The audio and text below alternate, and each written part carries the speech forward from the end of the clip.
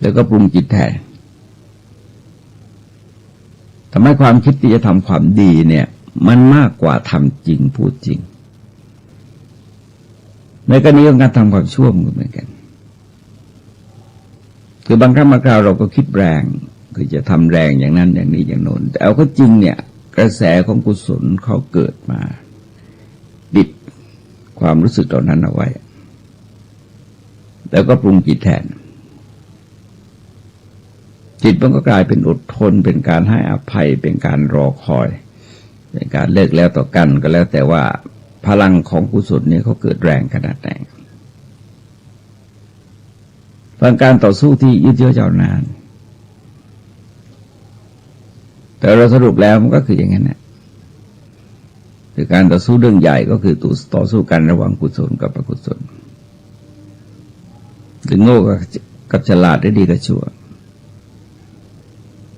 ทีนี้เมื่อเราประพฤติปฏิบัติเนี่ย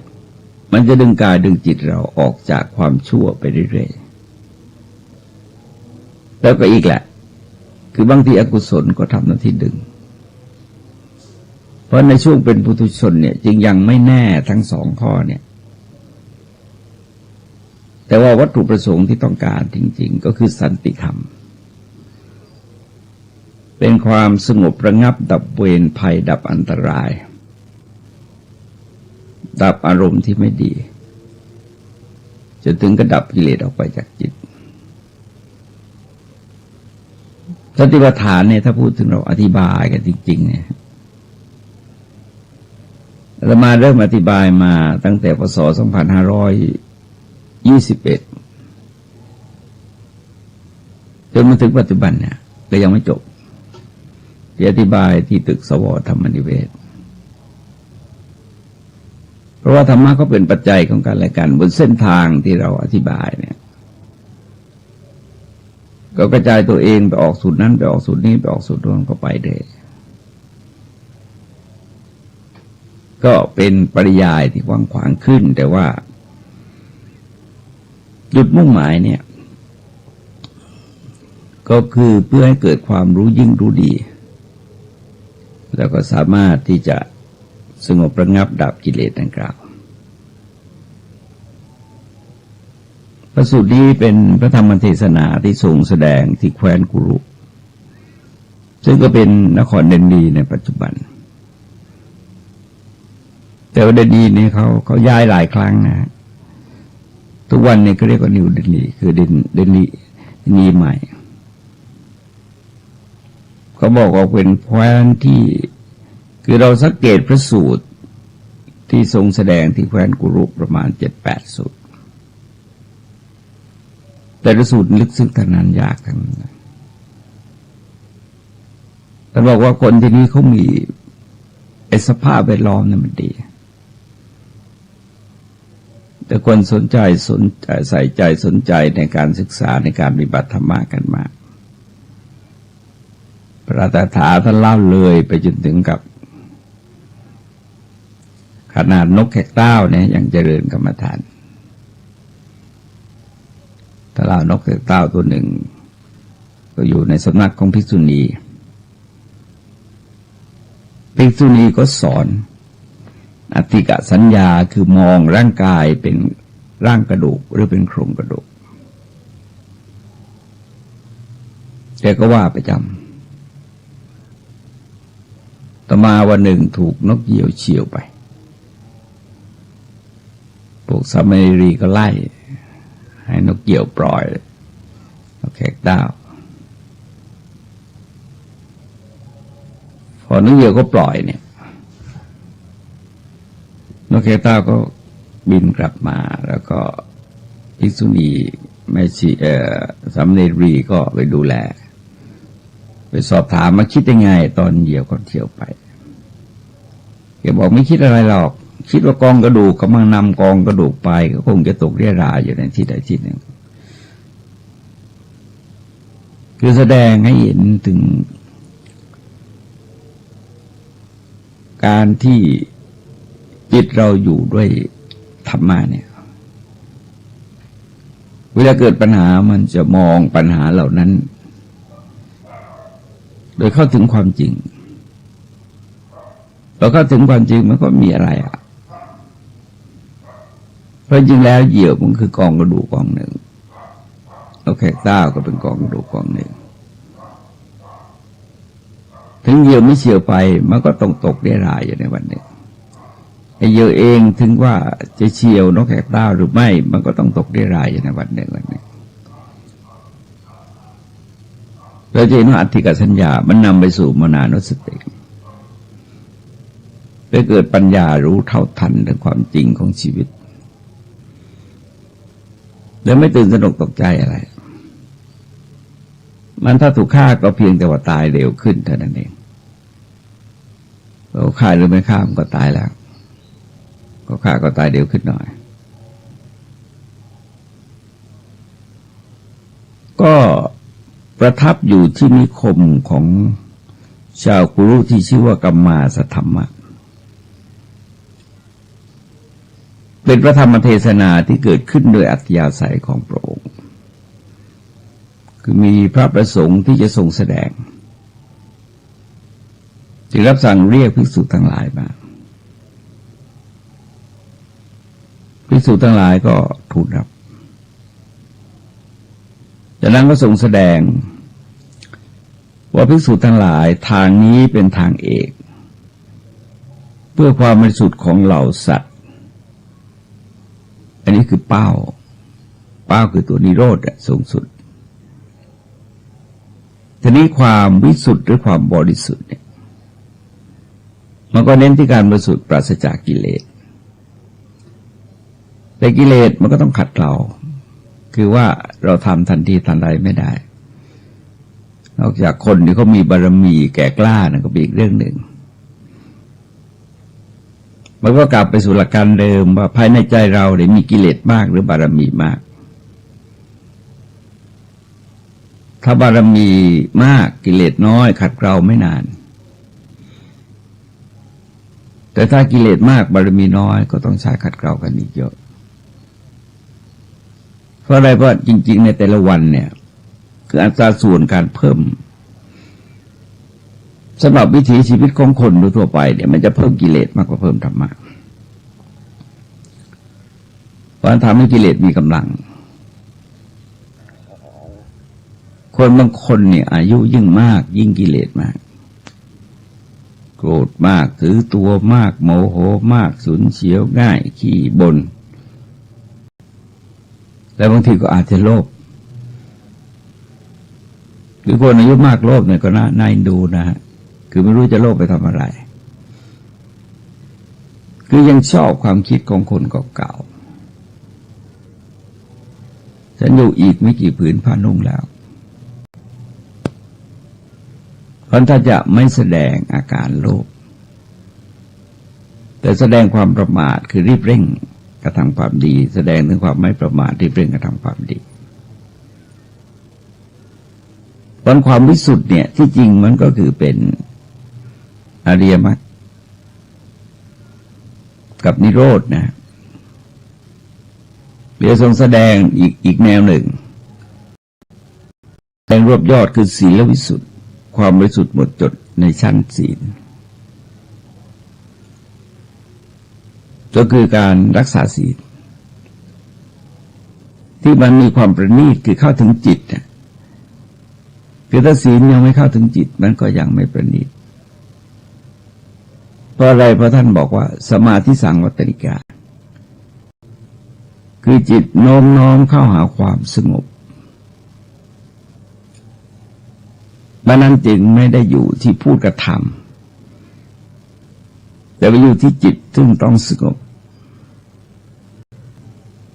จากความโลภความโกรธความหลงด้วย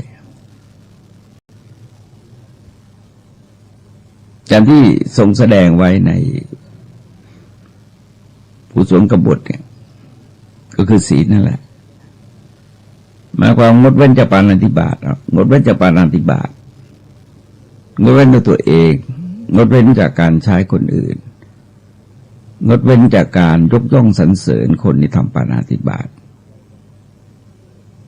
ใจประกอบด้วยเมตตาในสัตว์ทั้งหลาย แล้วก็จริงๆก็เลยไปที่เอ็นดูคือเลยไปที่กรุณาแล้วก็แสดงเห็นว่าสิ่งที่บริสุทธิ์มันก็ไปเชื่อมกับสมาธิแล้วก็เหมือนที่เราเรียนอริยมรรคเนี่ยเราจะเห็นว่าสัมมาวาจาสัมมากัมมันตะสัมมาชีวะแล้วก็สัมมาวายามะสัมมาวายามะเป็นตัวเชื่อมคือสำหรับพระนี่ข้อแรกมันเป็นศีลสิกขาแต่โดยองค์ธรรมจริงๆมันเป็นจิตสิกขาคือข้อสังวรประทานเพียรระวังไม่ให้บาปอกุศลเกิดขึ้นภายในจิตเนี่ยของพระท่านเรียกว่าอินทรียสังวรคือการสำรวมระวังอินทรีย์ในจตุบริสุทธิศีลทั้งสี่เราก็เชื่อมต่อกันอย่างเงี้ย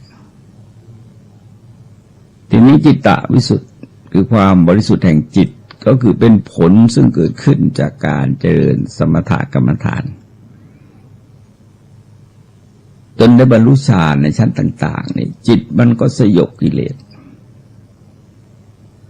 ไม่ได้หมายความหมดกิเลสแต่ว่าสยบกิเลสเอาไว้ตราบใดที่ฌานยังไม่เสื่อมกิเลสก็ฟูขึ้นครอบงำจิตไม่ได้แต่ว่าเมื่อแกไม่หมดเนี่ยคือระวางใจไม่ได้อาจจะเกิดฟูขึ้นมาเมื่อไหร่ก็ไม่รู้เพราะงั้นก็ถือว่าเป็นความบริสุทธิ์ระดับหนึ่งแต่ตามปกติแล้วมันก็อยู่ตอนที่เราอยู่ในสมาธิอยู่ในฌานนะออกจากสมาธิออกจากฌานไปประสบอารมณ์ที่เป็นข้าศึกข้าวมันก็ไปเหมือนกันแต่บางทีไปง่ายได้เพราะอะไรเพราะว่ามันคล้ายๆกับไปกดศีรษะอาสรพิษเอาไว้พอมันหลุดได้แล้วมันแรง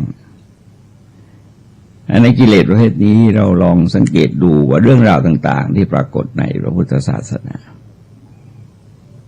มีเป็นอันมากที่คนระดับมหาฤาษี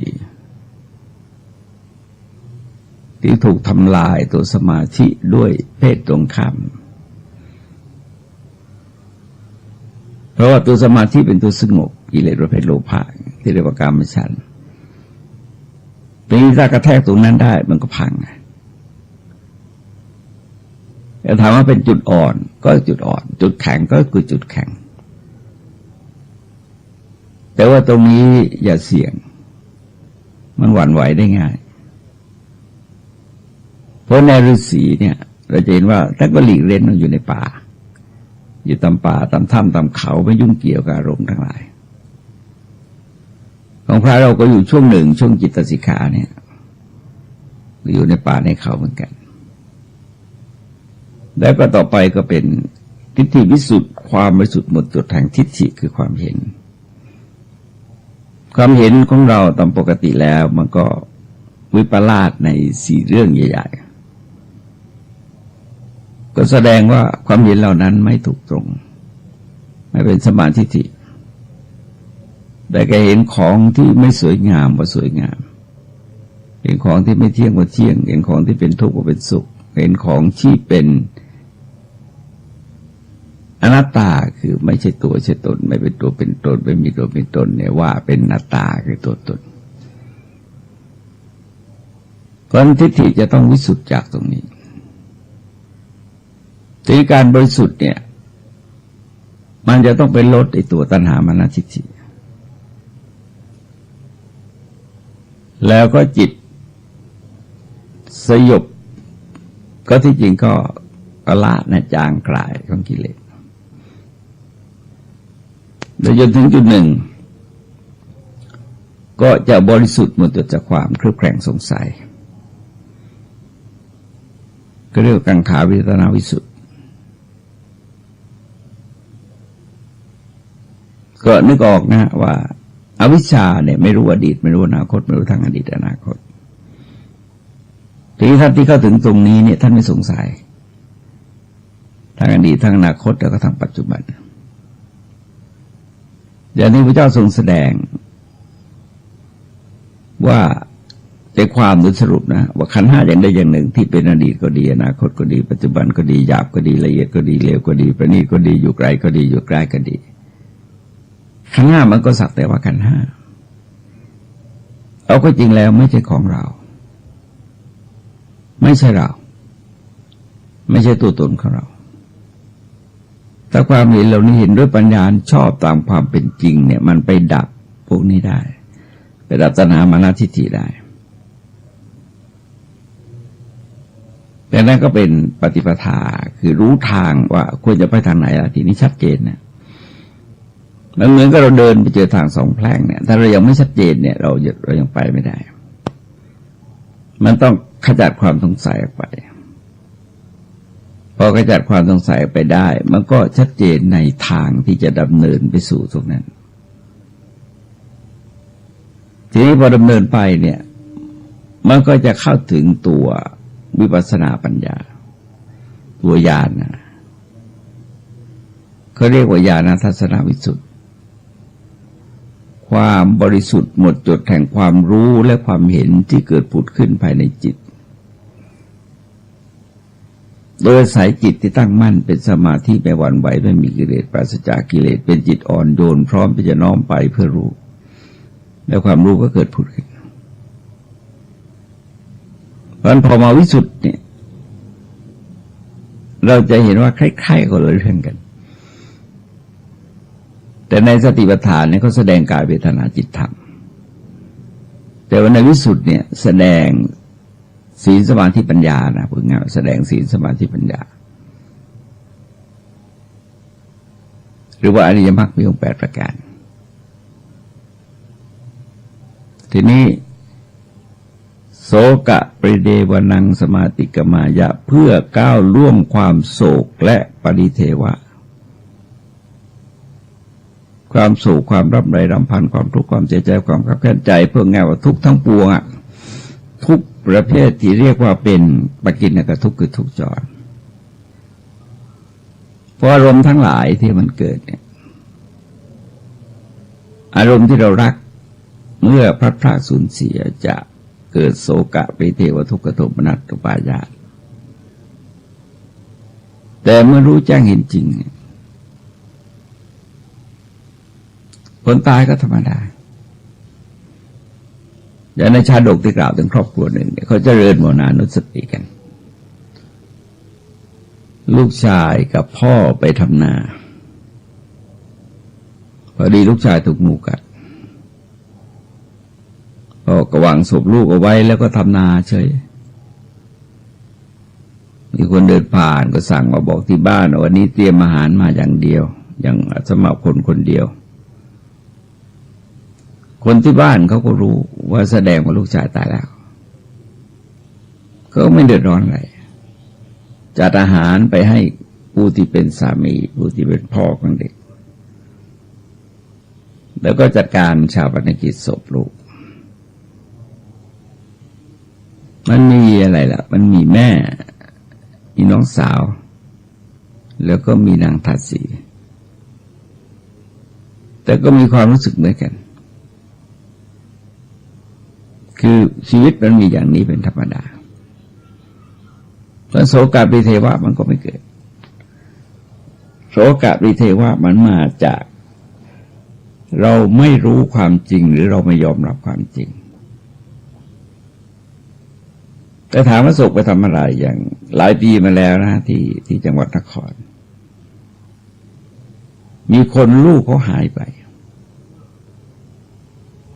แล้วก็เที่ยววิ่งตามหานะตามหาไปในที่โน้นที่นี้ที่นั้นประเดี๋ยวก็ได้ยินเขาประกาศข่าวว่าเด็กตกน้ำเขาก็ช่วยกันเอาขึ้นมาวางไว้แต่ไม่รู้ลูกใครนะก็เอาผ้าขาวมาคลุมไว้ไอ้สามีกับภรรยาอาศัยที่พลัดพรากจากลูกสาวเนี่ย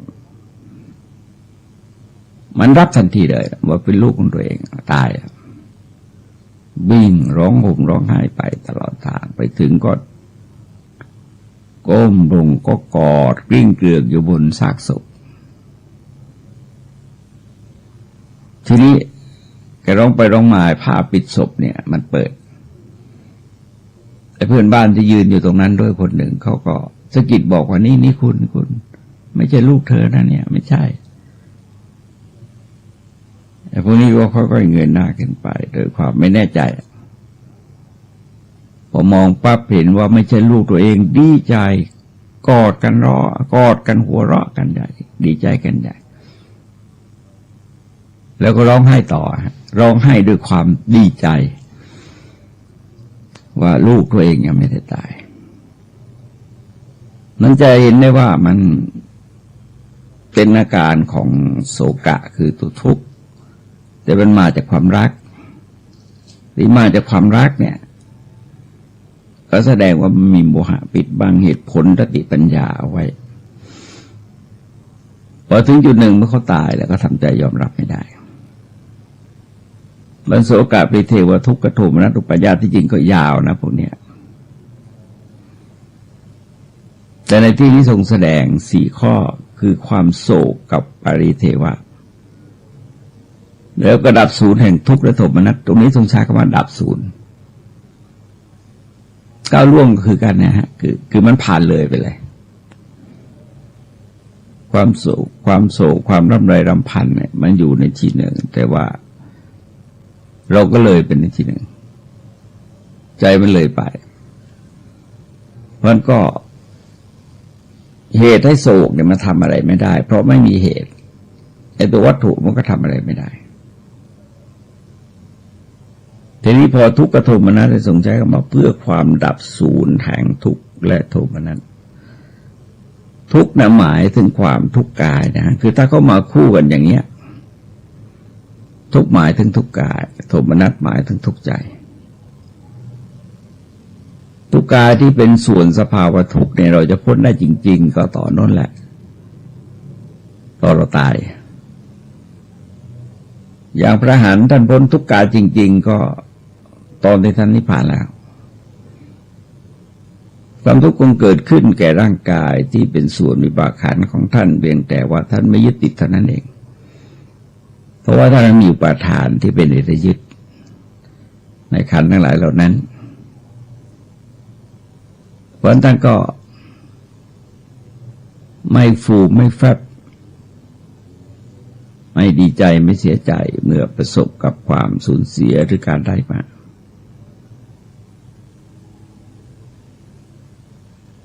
ทีนี้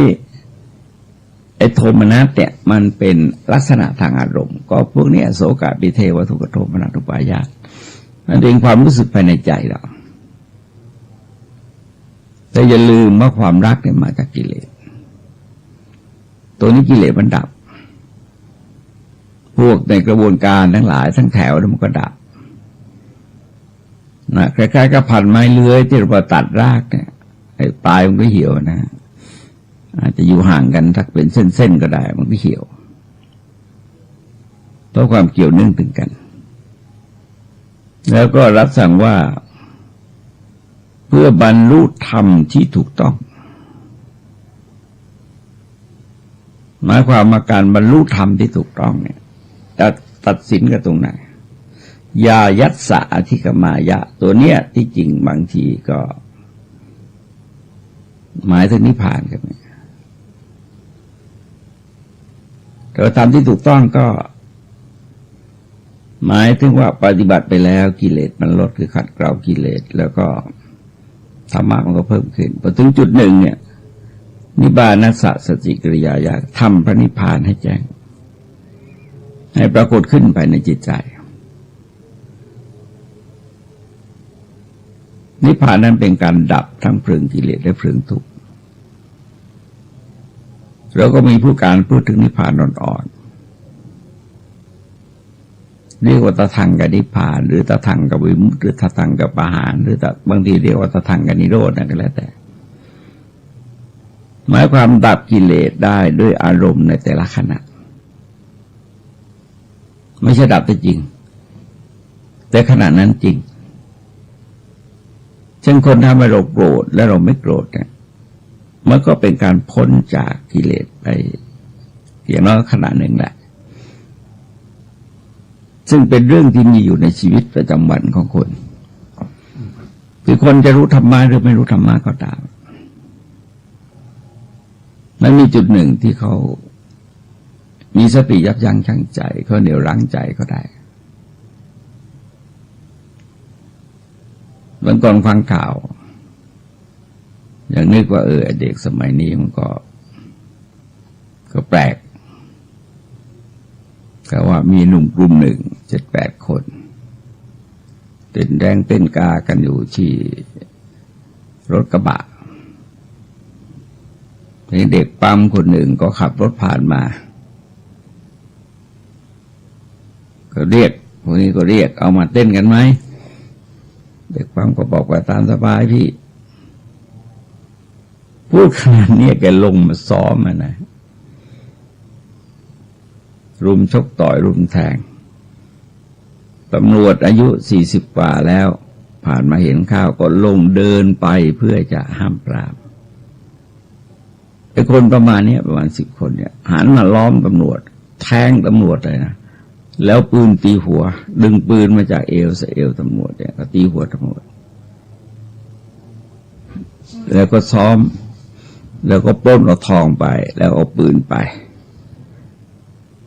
บอกโอ้โหเด็กสมัยนี้เราเรียกว่าสัตว์นรกมาเกิดจริงๆเลยเป็นปัญหาใหญ่นะคือสังคมยังหลงทางอยู่อย่างนี้แล้วจะยุ่งมากเลยต่อไปนะคือเราไปคิดแต่ธุรกิจทางวิชาการเราไม่ได้เสริมสร้างศีลธรรมให้แก่เด็กเด็กมันไม่มีภูมิจิตในการคุ้มครองจิตต่อแกรู้ยังไงแกก็โกงนะแกก็ทุจริตแกก็รัดเอาเปรียบแกก็เอาตัวเองเป็นฐานนี่คือเห็นแก่ตัวแต่ธรรมะปฏิบัติเนี่ยไปเห็นแก่คนอื่นลูกสำนึกคุณของพ่อแม่แล้วก็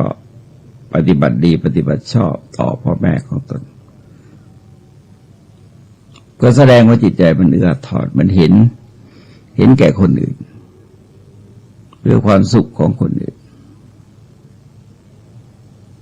แต่ลักษณะอารมณ์เนี่ยมันไปให้ความต้องการแก่ตัวเองใครกระทบไม่ได้กระทบก็จะโกรธเราจัดการศึกษาเราไปเน้นในเนื้อหาวิชาที่มันไกลตัวแล้วก็แม้แต่พอเรียนวิชาพระพุทธศาสนาเข้าเนี่ยเวลามันน้อยพีเรียดเป็นนิดเดียวทำหนังสือคู่มือเล่มเบิ่มเลยครูเองก็อ่านไม่จบนะครูเองก็ไม่เข้าใจแม้แต่คณะกรรมการเองเนี่ยแต่ละคนก็อ่านไม่จบแต่ก็ทำออกไปเพราะเลยกลายเป็นทำให้เป็นเรื่องยากลองสังเกตว่าแนวเนี้ยมันในสุดคนก็สับสนหลายปีมาแล้วเคยไปอภิปรายปัญหาที่ต่างจังหวัดก็มีคนสำคัญนั้นนะฮะมีศึกษาธิการจังหวัดมีผู้ว่าแล้วก็มีเลขานุการรัฐมนตรีว่าการกระทรวงศึกษาธิการพูดธรรมะพูดในวัดด้วยแต่แม้ท่านเหล่านี้เสนอธรรมะยาวเหยียดเลยมาก็นั่งจดไปรวมแล้ว3 คนเนี่ยเสนอธรรมะให้ผู้ฟังปฏิบัติเนี่ย91 ข้อแล้วก็นึกขำก็ขำสงสารก็สงสารก็พอมาถึงมาก็บอกว่าโยมไม่ต้องคิดมากหรอกคิดได้ดีก็แล้วกันเอาสัมมาสังกัปปะเราพูดว่าคือปัญหาสำคัญว่าคุณคิดยังไงแต่คุณคิดดีคุณก็ทำดีพูดดีอะไรก็ไปเรื่อยไปการความเห็นชอบกับความดำริชอบเนี่ยมันจะเป็นผู้นำทางมันไม่ใช่ว่าต้องรู้กันต้องท่องกันขนาดนั้น ธรรมะระดับปฏิบัติเนี่ยอย่างพระครูบาอาจารย์ที่ท่านปฏิบัติเราจะเห็นว่าท่านก็ไม่ว่ามากอะไรอย่างหลวงปู่เสาเนี่ยก็อะไรท่านก็พุทโธได้หรือว่าอาจารย์ฟั่นเนี่ยหลวงปู่แหวนเนี่ยเราจะเห็นว่าท่านพูดน้อยๆทำมากๆเพราะงั้นการพระธรรมนิพพานในแจ้งเนี่ยคือทำยังไงว่าเอาชนะใจตัวเองในแต่ละขณะให้ได้ก่อนแม้แรงกระแทกจากข้างนอกกระตุ้นมาจากข้างนอกมายั่วยวนจากข้างนอกมาหลอกล่อจากข้างนอกมาข่มขู่คุกคามจากข้างนอกเราก็ไม่หวั่นไหวไปกับอารมณ์เหล่านั้นในขณะเดียวกันเนี่ยบางครั้งเป็นการเหนียวนึกตรึกนึกขึ้นมาจากข้างในสึกนึกโดยอำนาจความใคร่สึกนึกโดยอำนาจความพยาบาทสึกนึกโดยอำนาจความเบียดเบียนก็ปิดกั้นความคิดเหล่านั้นเสียใช้สติใช้สัมปชัญญะเนี่ยปิดกั้นมันไม่ใช่นิพพานสมบูรณ์หรอกแต่ว่าเป็นหลักการครองชีวิตที่อยู่ในกรอบของความถูกต้องดีงามเป็นตัวอย่างที่เล่าเด็กวัยรุ่นเนี่ยคือนึกไม่ออกว่าเธอคิดยังไงเด็กเหล่านี้แกคิดยังไงทำไมปฏิบัติการที่รุนแรงอย่างนั้นคือคน40 กว่าสำเร็จเด็กวัยรุ่นเนี่ยมันคือพ่อแล้วเขาก็มาห้ามปรามเขาไม่ได้ทำอะไรไม่ใช่ว่าเขาถือปืนมาแล้วจะยิงมันไม่ใช่อย่างนั้นก็เป็นการขอร้องเจ้าหน้าที่ตำรวจแล้วก็ทำหน้าที่เขาเหตุการณ์เกิดขึ้นเฉพาะหน้าเหตุการณ์อย่างนี้แม้แต่พลเมืองดีเขาก็ต้องทำแล้วแต่ว่าแกเตลิดเข้าป่าไปเลยทีนี้อีกอย่างหนึ่งก็คือเขาเรียกว่าวิคัมปนะนิพพานเนี่ยมันก็สยบไว้ด้วยสมาธิดังกล่าวแต่นิพพานสมบูรณ์ในกิเลสต้องขาดจริงๆนะต้องขาดจริงๆอย่างน้อย3 ข้ออย่างพระโสดาบันเนี่ยเข้าสู่กระแสนิพพานก็มี3 ข้อที่ก็รับสั่งว่าทางนี้คือ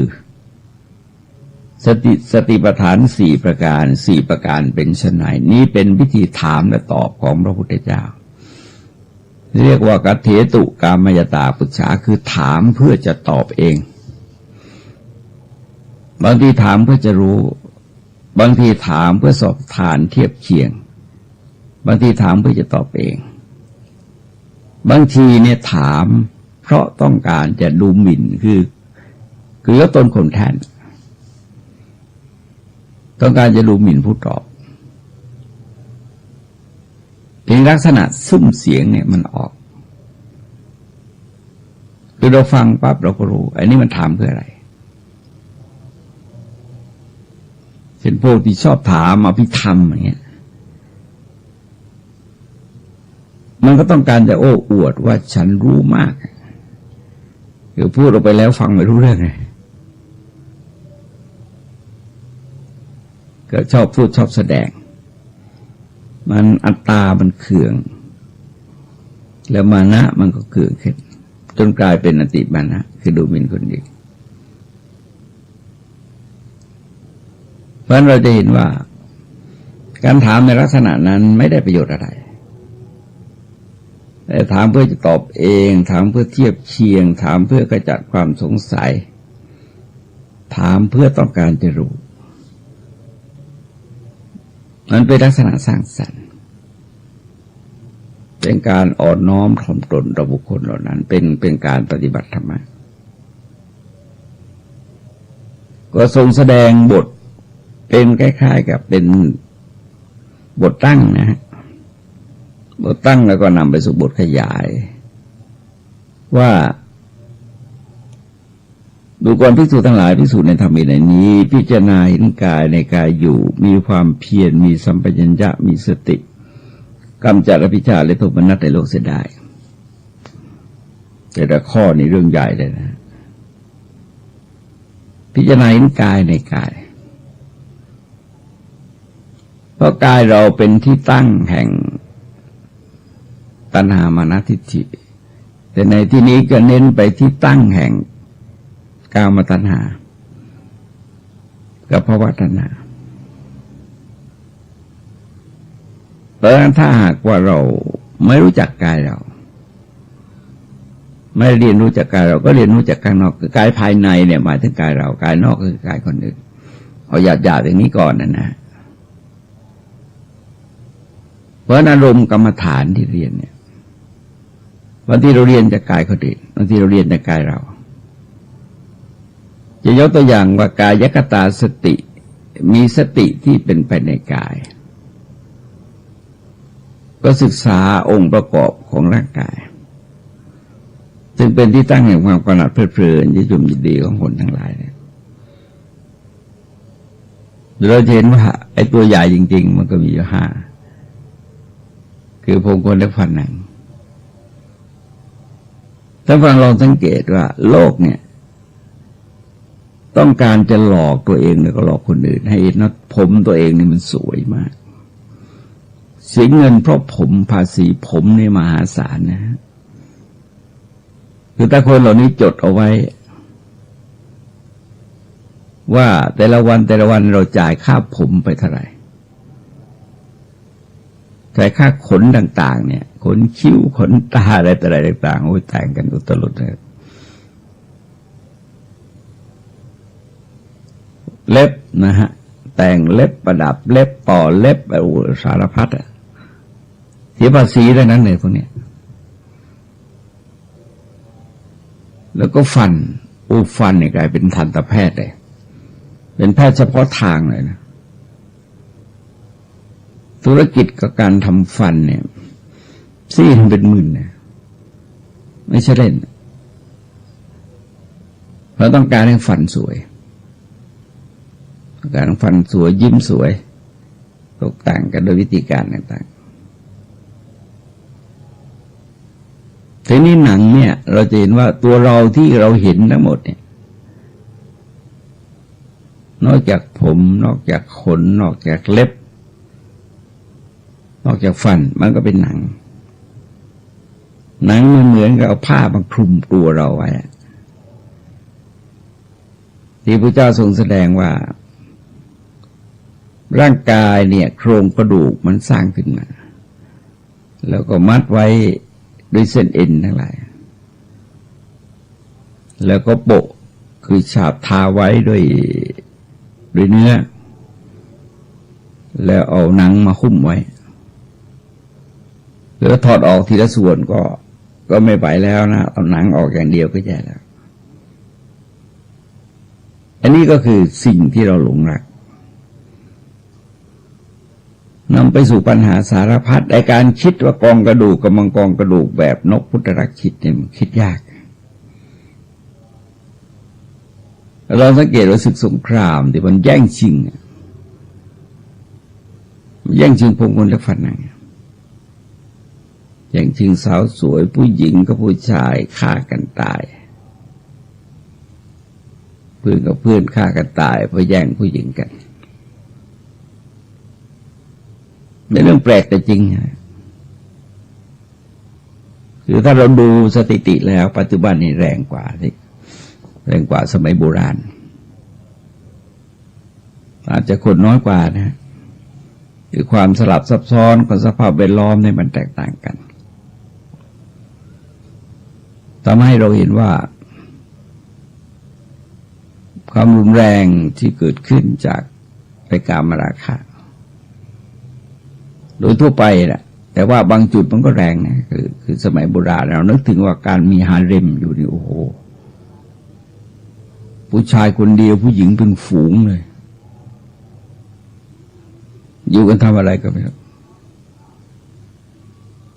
ห้องเต้จีนเนี่ยเราสังเกตห้องเต้จีนเนี่ยสาวสันกันมาไหนเขาเยอะอะไร ตำแหน่งเบ็ดเสร็จประมาณทั้ง4-5 พันแสดงว่าอยู่กันเยอะไปหมดเลย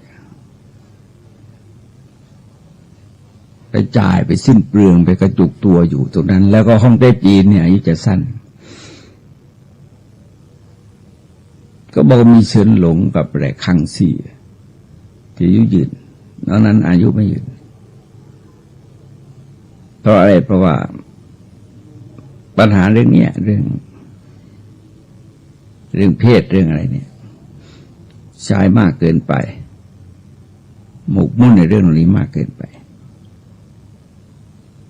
มันก็กายนั่นเองกายคือกุอายะเป็นแหล่งรวมแหล่งที่ประชุมของสิ่งปฏิกูลน่าเกลียดทั้งหลายแต่เราก็มีความกำหนัดเพลิดเพลินอยู่เพราะงั้นพระเจ้าจึงสอนให้มองอีกชั้นหนึ่งคือไม่มองเท่าที่ตาเห็นไม่มองที่ตาเนื้อเห็นแต่ให้ใช้ตาปัญญามองในจุดเดียวกันนั่นแหละก็ไม่ได้ว่าอะไรแต่ว่าจุดเดียวกันต้องฟังทั้งหลายเสียงธรรมจากมหาวิทยาลัยศรีปทุมในวันนี้ขอยุติไว้ด้วยเวลาเพียงเท่านี้ที่สุดนี้ขอความเจริญงอกงามไพบูลย์ในธรรมจงมีแด่ท่านผู้ฟังทั้งหลายโดยทั่วกันสวัสดี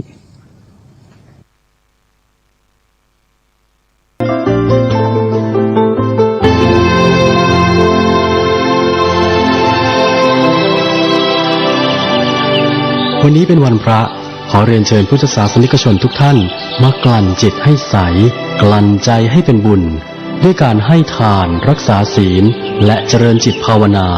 น้อมจิตให้เข้าถึงพระรัตนตรัย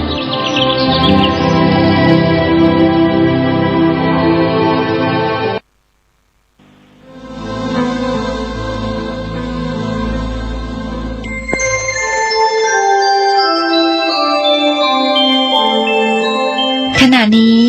ท่านกำลังฟังสถานีวิทยุกระจายเสียง FM 104.5 เมกะเฮิรตซ์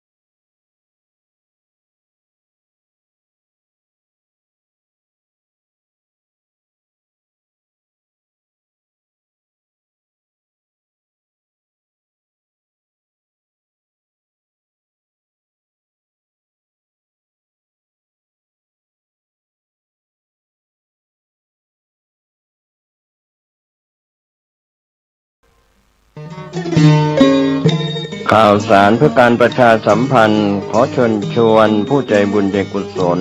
ร่วมทำบุญทอดผ้าป่าสามัคคีประจำปีพุทธศักราช 2568 เพื่อบูรณะวิหารปูพื้นกระเบื้องไวนิลตารางเมตรละ699 บาทจำนวน150ตารางเมตรทำโครงเหล็กป้องกันนกรอบวิหารราดพื้นเททรายล้างหน้าวิหารราวบันไดเหล็กสแตนเลสทาสี รอบวิหารเปลี่ยนระบบไฟฟ้าปรับปรุงทัศนียภาพวิหารบูรณะปฏิสังขรณ์ถาวรวัตถุภายในวัดทอดถวายณวัดดอนตันตำบลเหมืองแก้วอำเภอแม่ริมจังหวัดเชียงใหม่ตรงกับวันเสาร์ที่1พฤศจิกายนพุทธศักราช 2568 ช่วงเช้า 9:39 นาทีเป็นต้นไปก็ขอเชิญชวนศรัทธานักศีลนักบุญทั้งหลายร่วมงานบุญทอดผ้าป่าสามัคคีครั้งนี้เพื่อบูรณะวิหารปูพื้นกระเบื้องไวนิลรวมไปถึงทำโครงเหล็กป้องกันนกรอบวิหารราดพื้นเททรายร้างหน้าวิหารราวบันไดเหล็กสแตนเลสทาสีรอบวิหารเปลี่ยนระบบไฟฟ้าปรับปรุงทัศนียภาพวิหารบูรณะปฏิสังขรณ์ถาวรวัตถุภายในวัดดอนตันตำบลเหมืองแก้วอำเภอแม่ริมจังหวัดเชียงใหม่เสาร์ที่1พฤศจิกายน 2568 นี้เชิญท่านร่วมงานร่วมบุญร่วมบริจาคได้บุญได้กุศลโดยทั่วหน้ากัน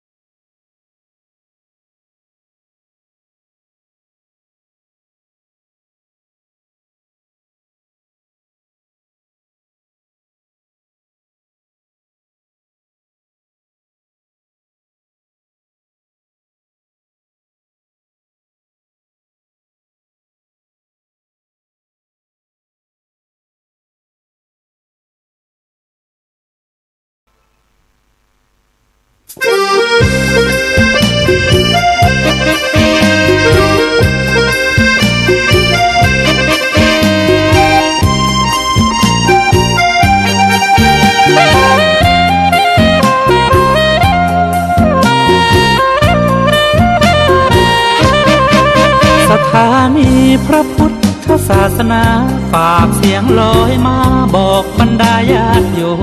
มที่มีใจใช้ธรรมฉโลมที่มีใจใช้เพลงฉโลมบอกบรรดาญาติโยมให้ฟังคลื่นนี้สถานีตั้งไม่ไกลไม่ไกลตั้งอยู่ทั่วเมืองไทยชวนคนไปทำดีเชิญฟังกันทั้ง สารีบุตรก็บุคคลผู้ใดแลว่ากล่าวเราผู้รู้มรรคและผลว่าธรรมอันยิ่งล้นของมนุษย์ที่เป็นญาณทัศสะนะอันวิเศษอย่างนี้พอแก่การเป็นอริยะนั้นของสมณโคดม ไม่มีพระสมณโคดมทรงนิยมแสดงธรรมอุดมที่ประมวลมาด้วยความตรึกที่ไตรตรองดลด้วยการค้นคิดเอาตาม ความเห็นของตนยามเห็นอย่างแจ่มแจ้งได้เองดูก่อนสารีบุตรเขาไม่หยุดการกล่าวเพ่งนั้นเสียยังเพ่งเล็งไม่ละความคิดนั้นหนอไม่สละคืนทิศที่ผิดนั้นเสียก็เที่ยงแท้ตกไม่รอสู่นรกอเวจีขอถวายความนอบน้อมแด่พระรัตนตรัยมีพระพุทธเจ้าเป็นต้นขอถวายความเคารพพระมหาเถระพระเถรานุเถระเจ้าคณะพระสังฆาธิการทั่วโลกมีพระเดชพระคุณพระธรรมเสนาบดีเจ้าคณะภาค7วัดพระธาตุดอยสุเทพเป็นต้นและขออำนวยพรแด่ท่านผู้ฟังท่านผู้ชมสาธุชนพุทธบริษัททั้งหลายวันนี้รายการนาวาวังทองของวัดพระธาตุดอยสุเทพออกอากาศทางสถานีวิทยุ2 แห่งคือสถานีวิทยุพระพุทธศาสนาแห่งชาติและจริยธรรมวัดพระธาตุดอยสุเทพมีพ่อครูวรรลบนามวงพรหมเป็นผู้อำนวยการอาจารย์พระมหาประสิทธิ์ประสาธิโกเป็นหัวหน้าสถานีและอาตมาภาพพระครูปริยัติยานุศาสตร์เป็นผู้บรรยายวันนี้ก็บันทึกเสียงล่วงหน้ามาจากวัดโพธิศูนย์ปฏิบัติธรรมวัดพระธาตุดอยสุเทพอากุน่าเมืองทานลินประเทศเอสโตเนียวันนี้ดึกมาก็เอาเรื่องเหมือนกันนะหนาวเอาเรื่องเหมือนกันนี่ตอนเย็นก็เย็นวันนี้ไม่มีแดดมากตอนกลางวันก็ครึ้มๆนะแต่ก็ไม่หนาวมาตกมาตอนกลางคืนนี่เอาเรื่องเลยต้องขอพุ่มปุ้ยหน่อยนะตรงนี้ตรงนี้จะได้อบอุ่นหน่อยเอาจริงฮีตเตอร์ก็มีแต่ดูมันรู้สึกจะปิดแล้วรู้สึกจะปิดแล้วเอาละตอนนี้ก็เข้ามาสู่เนื้อหาสาระของธรรมะกันเลยเดี๋ยวนี้เรื่องอีกสถานีหนึ่งคือสถานีวิทยุเพื่อการศึกษาพระพุทธศาสนาและวัฒนธรรมวัดปลายหินตำบลสุเทพอำเภอเมืองจังหวัดเชียงใหม่มีท่านพระครูสมุวิสุวัฒน์วรกิจโจเป็นผู้อำนวยการออกอากาศเวลา 17 ถึง 18 นาฬิกาวันพุธ14 ถึง 15 นาฬิกาวันศุกร์และวันเสาร์และ15 ถึง 16 นาฬิกาวันอาทิตย์4 วัน 4 เวลาลืมบอกไปวัดพระธาตุดอยสุเทพก็ออกอากาศเวลา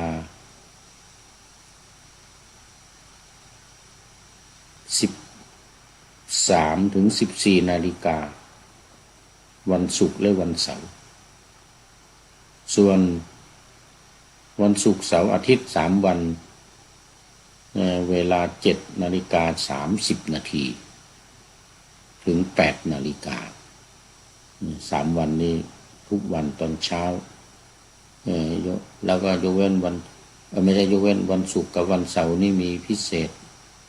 บ่ายโมงถึงบ่าย2 โมงสำหรับรายการนี้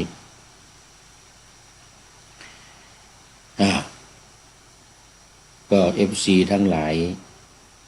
ยังไม่ตื่น เกือบจะตี 5แล้วนี่เกือบจะตี 5แล้ว ที่เมืองไทยนะแต่ที่นี่กำลังเที่ยงคืนเที่ยงคืนกว่าแล้วก็อย่างเมื่อกี้นี้จัดไปรายการหนึ่ง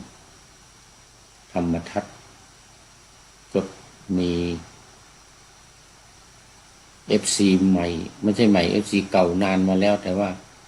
เข้ามาอีกวันนี้อะไรลืมชื่ออะไรนี่อุดมเข้ามานามสกุลอุดมเลยนะ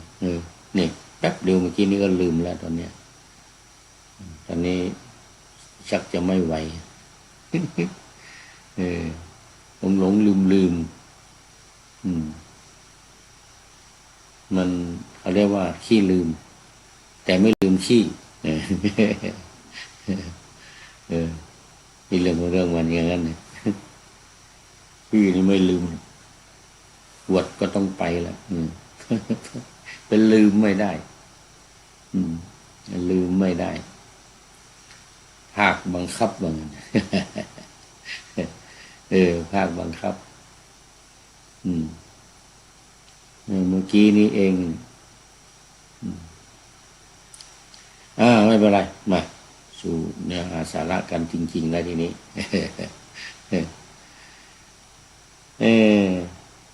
ที่ป่าหน้าทำไมว่าผู้กล่าวตูพระพุทธเจ้านี่นะมันจะต้องไปตกนรกอย่างแน่นอนตกนรกแน่นอนไม่พลาดกล่าวตูพระธรรมวินัยก็ไม่ได้นะธรรมวินัยของพระพุทธเจ้านี่มาเที่ยวกล่าวตูจริงว่าไม่จริงไม่จริงว่าจริงอย่างนี้ไม่ได้นะตกนรกเนี่ยนี่เรื่องมันเนี่ย ผู้กล่าวตูพระพุทธเที่ยงแท้สุดที่จะไปตกในนรกใหญ่สารีบุตรก็บุคคลผู้ใดแลว่ากล่าวเราผู้รู้มรรคและผลว่าธรรมอันยิ่งล้นของมนุษย์ที่เป็นญาณทัศนะอันวิเศษอย่างนี้พอแก่การเป็นอริยะนั้นของสัมมณโคดมไม่มีพระสัมมณโคดมทรงนิยมแสดงธรรมอุดมที่ประมวลมาด้วยความตรึกที่ไตรตรองดลด้วยการค้นคิดเอาตามความเห็นของตนยามเห็นอย่างแจ่มแจ้งได้เองดูก่อนสารีบุตรเขาไม่หยุดการกล่าวเพ่งนั้นเสียยังเพ่งเล็งไม่ละความคิดนั้นหนอไม่สละคืนทิฏฐิที่ผิดนั้นเสียก็เที่ยงแท้ตกไม่รอสู่นรกอเวจีนี่ต้องหัวข้อว่าการกล่าวตู่กล่าวตู่คือกล่าวคำไม่จริงเช่นเป็นอาบัติว่าไม่เป็นอาบัติตรงที่เป็นอาบัติก็กล่าวอีกว่าไม่เป็นอาบัติกล่าวอีกว่าเป็นอาบัติอย่างนี้อันนี้คือกล่าวคำเท็จในการกล่าวคำเท็จผู้ใดแลว่ากล่าวเราผู้รู้มรรคและผลว่าธรรมอันยิ่งล้นของมนุษย์ที่เป็นญาณอันนี้นำมากล่าวตู่พุทธเจ้านี่ไม่ได้เพราะพระพุทธองค์ทรงรู้เหตุรู้ผลรู้มรรคข้อปฏิบัติให้ถึงความดับทุกข์แล้วก็รู้ผลของผลทั้ง8นะผลทั้ง8นะ4คู่โสดาปฏิผลอากาถาคามิผลอนาคามิผลแล้วก็อรหัตผลอันนี้เขาเรียกว่ามรรคผลเมื่อมีมรรคกับมีผลอย่างละ4นี่แล้วนี่ก็เป็นนิพพานอีกเรียกมรรคผลนิพพานผู้ใดแลว่ากล่าวเราว่ากล่าวเราผู้รู้มรรคและผล ว่าธรรมอันยิ่งล้นของมนุษย์ที่เป็นญาณทัศนะอันวิเศษอย่างนี้พอแก่การเป็นอริยะนั้นของสมณโคดมไม่มีพระสมณโคดมทรงนิยมแสดงธรรมอุดมที่ประมวลมาด้วยความตรึกที่ไตรตรองดลด้วยการค้นคิดเอาตามความเห็นของตนยามเห็นอย่างแจ่มแจ้งได้เองอันนี้ว่าถือว่าการตรึกตรองนี่นะคือยกหัวข้อกันขึ้นมาแล้วก็มาพิจารณากันนี่โดยการค้นคว้าคิดเอาตามความเห็นของตนยามเห็นอย่างแจ่มแจ้งได้เองเนี่ยนี่ว่าพระพุทธเจ้านี่บอกไม่มีญาณทัศนคติการตรัสรู้การอะไรนี่ไม่มีไม่จริงไม่จริงดูก่อนสารีบุตรเขาไม่หยุดการกล่าวเพ่งนั้นเสียยังเพ่งเล็งไม่ละความคิดนั้นหนอคือถ้าว่ายังไม่ละยังไม่หยุดในการที่จะกล่าวเพ่งเล็งกล่าวดำเป็นขาวขาวเป็นดำเป็นการกล่าวพระธรรมวินัยนี่นะอันนี้ไม่ได้เลยตกนรกอเวจีไปแน่นอนตกนรกอเวจีแน่นอนดังนั้นจึงไม่ควรในการที่จะกล่าวตู่พระพุทธเจ้านะกล่าวตู่พระพุทธเจ้าคือทั้งหมดน่ะพุทธธรรมพระสงฆ์นี่ใครจะมากล่าวตู่ปรับปราวาสอย่างนี้ไม่ได้ดูก่อนสารีบุตรผู้ใดแลกล่าวว่ากล่าวเราผู้รู้อยู่อย่างนี้ผู้เห็นอยู่อย่างนี้ธรรมอันยิ่งของมนุษย์ที่เป็นญาณทัศนะอันวิเศษทั้งรู้ทั้งเห็นพอแก่ความเป็นอริยะของสมณโคดมนั้นไม่มีพระสมณโคดมทรงแสดงธรรมที่ประมวลมาด้วยความตรึกไตรตรองด้วยการค้นคิดอย่างแจ่มแจ้งอันนี้คือบอกว่าพระสมณโคดมเนี่ยไม่มีญาณพิเศษอะไรหรอกเพียงแต่ว่าได้รู้ได้เห็นตามความเป็นจริงพอแก่ความเป็นอริยะของพระสงฆ์สมณโคดมนั้นมีแน่นอนแต่คนที่กล่าวว่าไม่มีนั่นเป็นการกล่าวตู่พระพุทธเจ้าเลยดูก่อนสารีบุตรผู้นั้นละการกล่าวไม่ละการกล่าวนั้นเสียไม่ละความคิดเห็นนั้นเสียไม่สละคืนทิฏฐินั้นเสียก็เที่ยงแท้ที่จะตกนรกหมกไหม้ไปอยู่ในอเวจีคือผู้ที่บอกว่าบาปไม่มีบุญไม่มีนรกสวรรค์ไม่มีเปรตผีไม่มีนิพพานไม่มีก็เข้าข่ายนี้ด้วยเข้าข่ายการกล่าวตู่เนี่ยเพราะว่าเหล่านี้ที่ว่ามาเนี่ยมันเป็นความจริงมีเรื่องมันถ้าไปกล่าวใครไปกล่าวว่าไม่เป็นความจริงนะมันนี่ถือว่าเป็นกล่าวตู่พูดเท็จนี่ไม่ได้เหมือนกับที่มาในมัชฌิมนิกายมูลปัญนาตมหาสีหนาฏสูตรนี่มาจากมหาสีหนาฏสูตรนะนี่มูลปัญนาตพระวิฎกมัชฌิมนิกายเล่มที่11นู่นนะเนี่ยเล่มที่11เพราะว่าสังยุตตนิกายนี่มี5เล่ม3ปัญนาตมูลปัญนาตมัชฌิมปัญนาตแล้วก็อุปลิปัญนาตเบื้องบนมัชฌิมนี่อยู่ปานกลางแล้วก็เบื้องต้นใครกล่าวตู่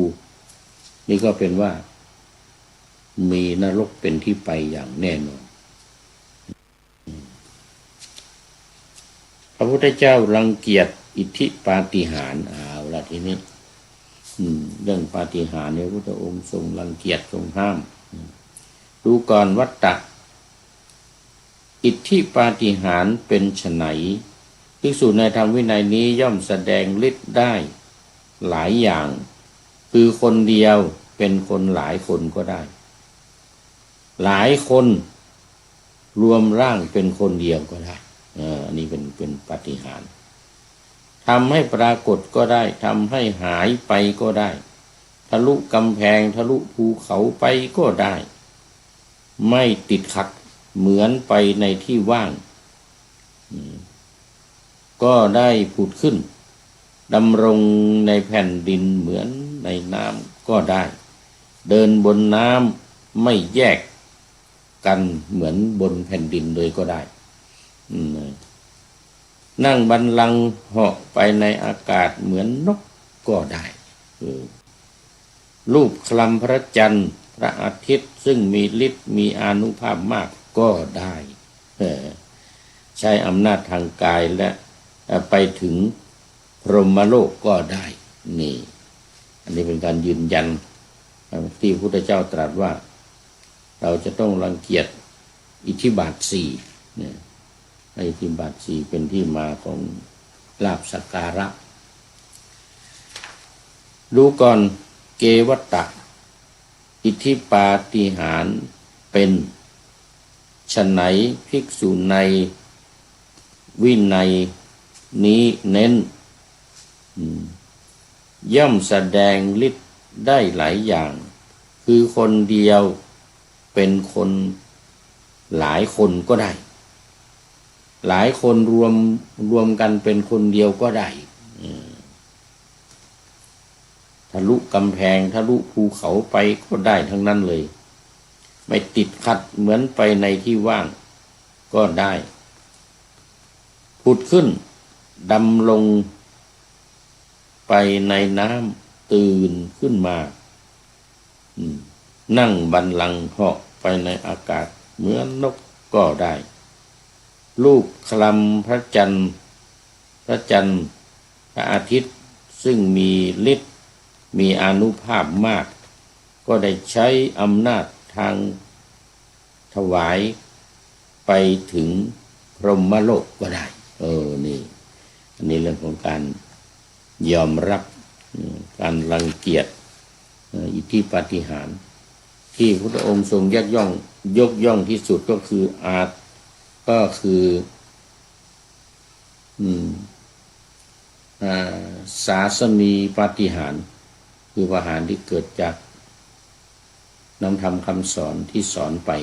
เรียกว่าศาสนีหรืออนุศาสนีหรืออนุศาสตร์อย่างอนุศาสตร์อยู่ในค่ายทั้งหลายค่ายทหารค่ายตำรวจไม่เป็นอนุศาสตร์อยู่ประจำก็หลังหัก นี่เป็นต้นนะ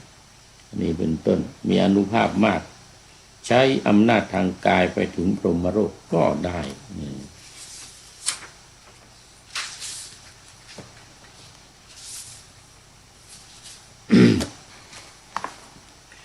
คนผู้มีศรัทธาเลื่อมใสบางคนเห็นภิกษุนั้นแสดงฤทธิ์ได้หลายอย่างคือคนเดียวทำให้เป็นหลายคนก็ได้ใช้อำนาจทางกายในไปตลอดพรหมโลกก็ได้คนผู้มีศรัทธาเลื่อมใสนั้นจะบอกแก่คนที่ไม่มีศรัทธาไม่เลื่อมใสคนใดคนหนึ่งว่าพ่อมหาจำเริญน่าอัศจรรย์จริงหนอน่าพิศวงจริงหนอความที่สมณะมีฤทธิ์ดีมีฤทธิ์ดีมีอานุภาพมากข้าพเจ้าได้เห็นภิกษุรูปโน้นแสดงฤทธิ์ได้หลายอย่างคนเดียวทำให้เป็นหลายคนก็ได้ใช้อำนาจทางกายไปตลอดพรหมโลกก็ได้คนไม่มีศรัทธาไม่เลื่อมใสไม่พึงกล่าวคำกับคนที่มีศรัทธาเลื่อมใส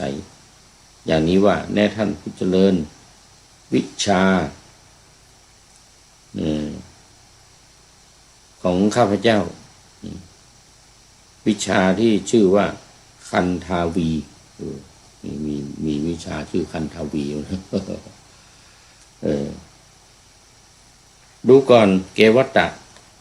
ท่านสำคัญความข้อนั้นเป็นไฉนคนผู้ไม่มีศรัทธาไม่มีความเลื่อมใสนั้น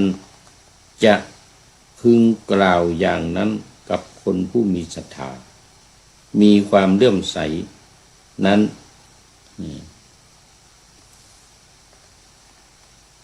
พึงกล่าวพระเจ้าข้าในภิกษุทั้งหลายตอบดูก่อนเกวัตตะเราเห็นโทษในอิทธิปาฏิหาริย์อย่างนี้แหละ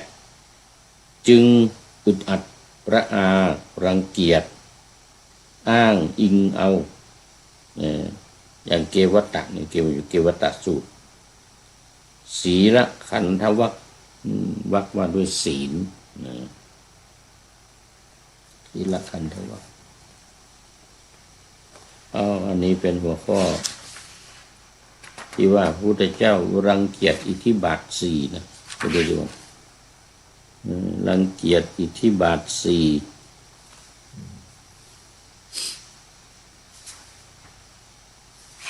แล้วก็ดำเนินเรื่องมาเป็นว่าอันนี้เป็นของผู้ชาย แต่อยู่ในอากาศก็เหมือนเดียวกันนะทั้งผู้ชายทั้งผู้หญิงเนี่ยรูปคลำพระจันทร์ได้พระอาทิตย์ได้ซึ่งมีฤทธิ์มาก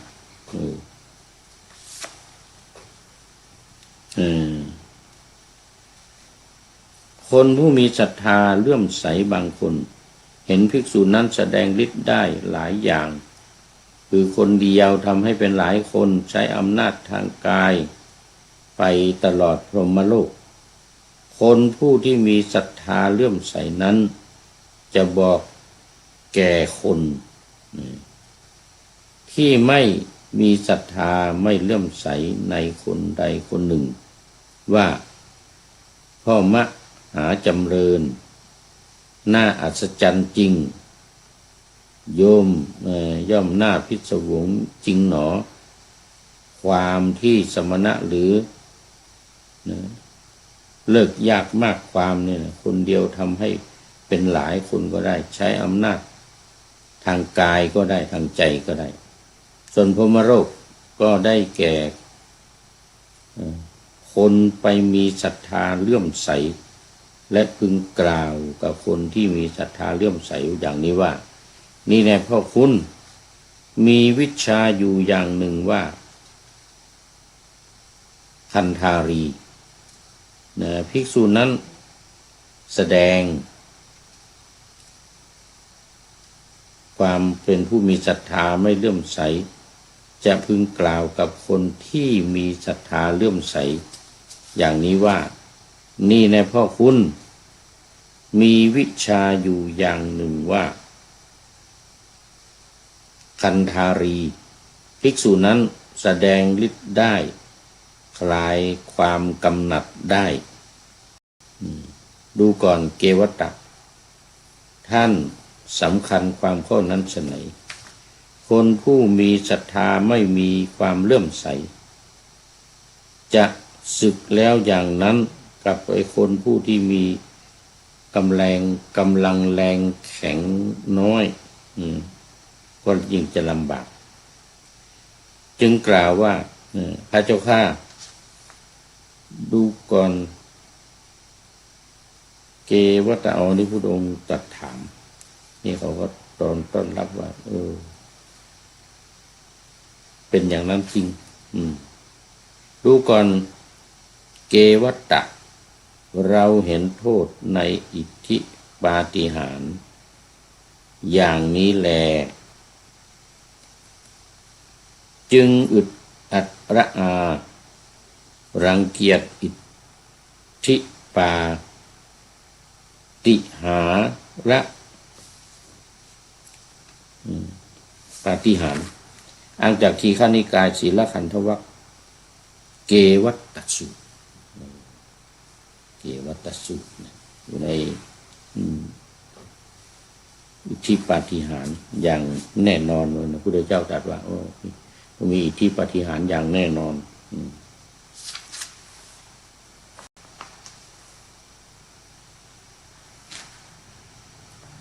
ดูไปดูมา เวลาหมด เวลาหมดอีกแล้ว ก็ดูจะงงไปหน่อยละนี่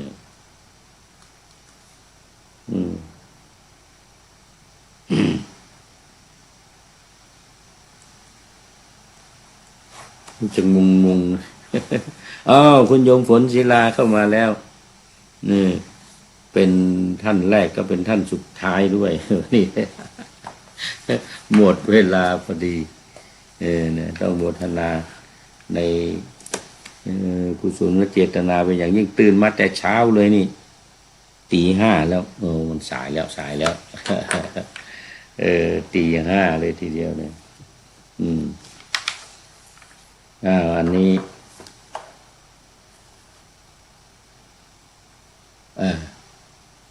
รายการอะไรเนี่ยนาวาวังทองพูดไปพูดมาเวลาหมดซะแล้ว หลักการ4วิธีการ6ของสำนักพระราชวัง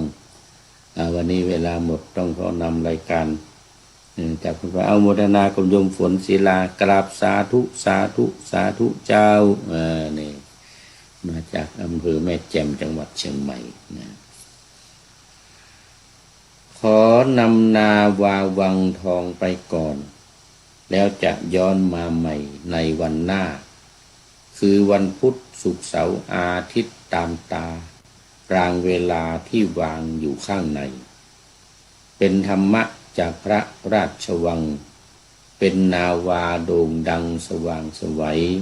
เป็นทองคำล้ำค่ากว่าสิ่งใดชุบชีวิตจิตใจให้ใสงาม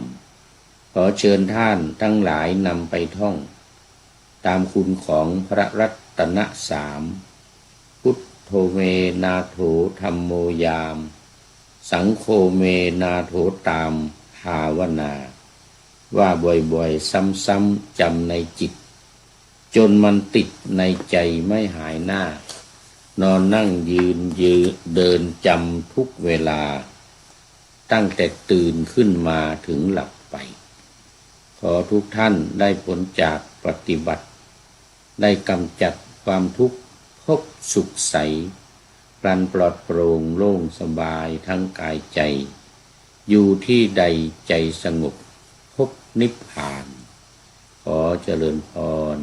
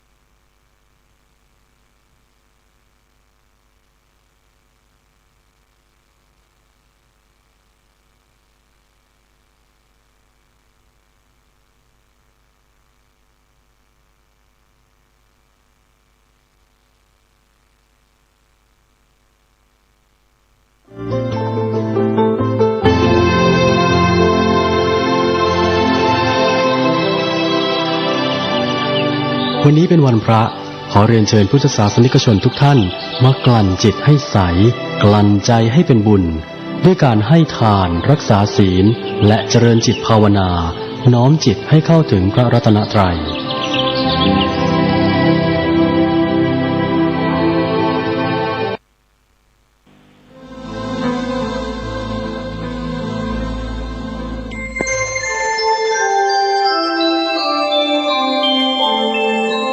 ขณะนี้ท่านกำลังฟังสถานีวิทยุกระจายเสียง FM 104.5 เมกะเฮิรตซ์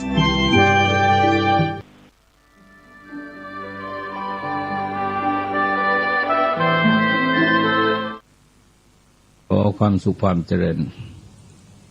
จะมีแด่ท่านผู้ฟังทั้งหลายเสียงธรรมจากมหาวิทยาลัยศรีปทุมกำลังนำเสนอพระสูตรในมัชฌิมนิกาย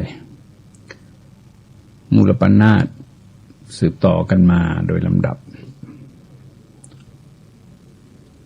ท่านพูดไปพูดมาคล้ายๆกับเราจิตใจมันก็ขัดเกลาไปเรื่อยๆสะท้อนให้เห็นถึงความรุนแรงของโลภะโทสะโมหะหมดทั้ง3ข้อเลยอะไรมากอะไรน้อยเนี่ยเกือบจะแยกไม่ออกเลยเพราะทีนี้ถ้าเราติดตามข่าวคราวทางสื่อสารมวลชนก็ไม่ได้หมายความว่าคนส่วนใหญ่แต่ว่าคนส่วนหนึ่งตัวเลขเท่าไหร่เนี่ยไม่มีใครรู้หรอกแต่พฤติกรรมต่างๆที่แสดงออกมาโดยเห็นว่าธรรมะระดับกตัญญูกตเวทีเนี่ยมาลดหย่อนลงไปมากมีข่าวก็ที่จริงก็ได้ยินมาหลายครั้งแล้วนะแต่ว่าก็ไม่อยากจะพูดแต่มันนึกว่าปัญหาเหล่านี้ที่จริงน่าจะรับรู้แล้วก็ศึกษาสำเนียกเลยช่วยกันให้สติตักเตือนอย่างน้อยกับคนที่ใกล้ชิดเพื่อช่วยป้องกันเขาคนเหล่านั้นจากนรกแล้วเคยได้ยินข่าวหลานชายข่มขืนยายเราได้ข่าวแม่ข่มขืนลูกไม่ใช่ลูกข่มขืนแม่ก็หาวิธีไปแต่งงานเธอฆ่าพ่อเลี้ยงแม่เลยต้องสารภาพความจริงว่าที่ต้องแต่งงานเนี่ยเพราะอย่างนี้อย่างนี้ต่อมาเราก็ได้ข่าวลูกข่มขืนแม่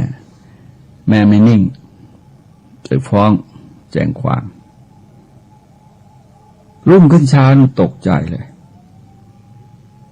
ปรากฏว่าหลานเหลนเนี่ย5 คนรุมกันข่มขืนย่าทวดย่ากับย่าทวดคือเป็นย่าของคนบางคนเป็นทวดของคนย่าทวดของคนบางคนเป็นทวดของคนบางคนแล้วพอดูรายละเอียดแล้วก็ตกใจว่าเด็กทั้ง5 คนเนี่ยโยมคนนี้เป็นคนเลี้ยงดูมาไปเสพยาบ้าหรือเมาเหล้าอะไรก็ไม่รู้แต่ก็ไม่ได้ติดตามข่าวอีกเพราะว่าฟังแล้วหดหู่คือเรามองกระทรวงศึกษาธิการเนี่ยตอนนี้มันแย่งอำนาจแล้วเกิดอะไรคำเพี้ยนขึ้นมาในวงวิชาการเนี่ย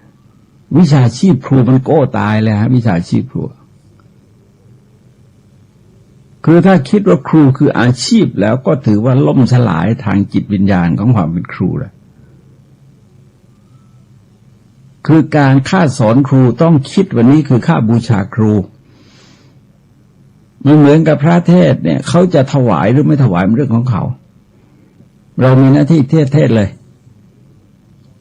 เขาถวายก็คือเขาบูชากันเทศมากน้อยเป็นเรื่องของเขาเราสมัครใจเลือกทางนี้เราต้องอยู่ให้ได้วันก่อนก็ได้ยินคณะตัวรัฐมนตรีพูดเองนะออกรายการอะไรถึงลูกถึงคนสง่ามากคำเหล่านี้ไม่รู้ใครคิดขึ้นมาวิชาชีพครูไม่ใช่อาชีพนะอย่าคิดว่าเป็นอาชีพเพราะถ้าอาชีพนี่มันมุ่งที่จะบริการตัวเองแต่ถ้าภารกิจที่เราต้องทำต่อชาติในฐานะข้าราชการเนี่ยมันไม่ใช่อาชีพมันเป็นค่าของแผ่นดินเป็นอาการอาสาสมัครตัวเองไปเป็นค่าของแผ่นดินแผ่นดินจะดูแลเราเท่าไหร่ก็คือเรื่องของแผ่นดิน เราสนองคุณแผ่นดินเต็มที่เลยภาคภูมิใจสุขใจที่ได้รับใช้แผ่นดินแล้วเห็นว่าลักษณะทางสังคมเนี่ยวิถีชีวิตของคนมันกลุ่มหนึ่งเขาเรียกบริการตนเองเหนือสังคมคือกลุ่มธุรกิจทั้งหลายพวกนี้จะไม่คำนึงอะไรถึงสังคมเท่าไหร่หรอกแต่ว่ามันก็มีผู้เศรษฐีใจบุญเนี่ยพอถึงจุดหนึ่งเนี่ยเขาจะสำนึกคุณของสังคมแล้วเขาจะลงมาบริการสังคม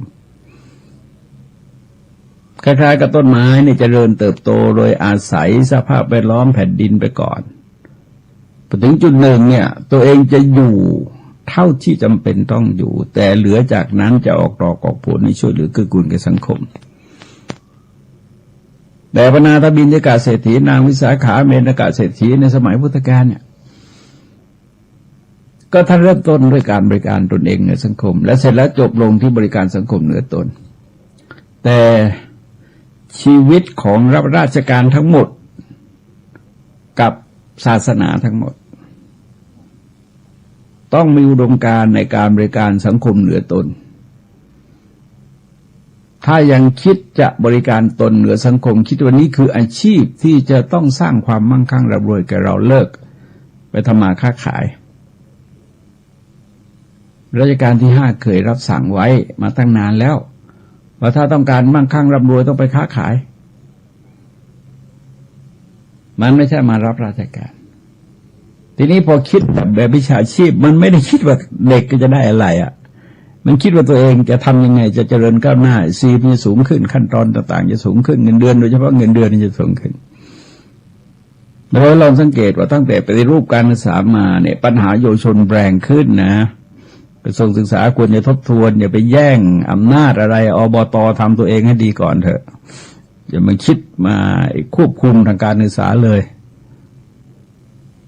ปล่อยให้คนที่หล่อหลอมตัวเองขึ้นมาเป็นจิตวิญญาณของผู้อภิบาลมาทำงานเป็นครูกันเถอะ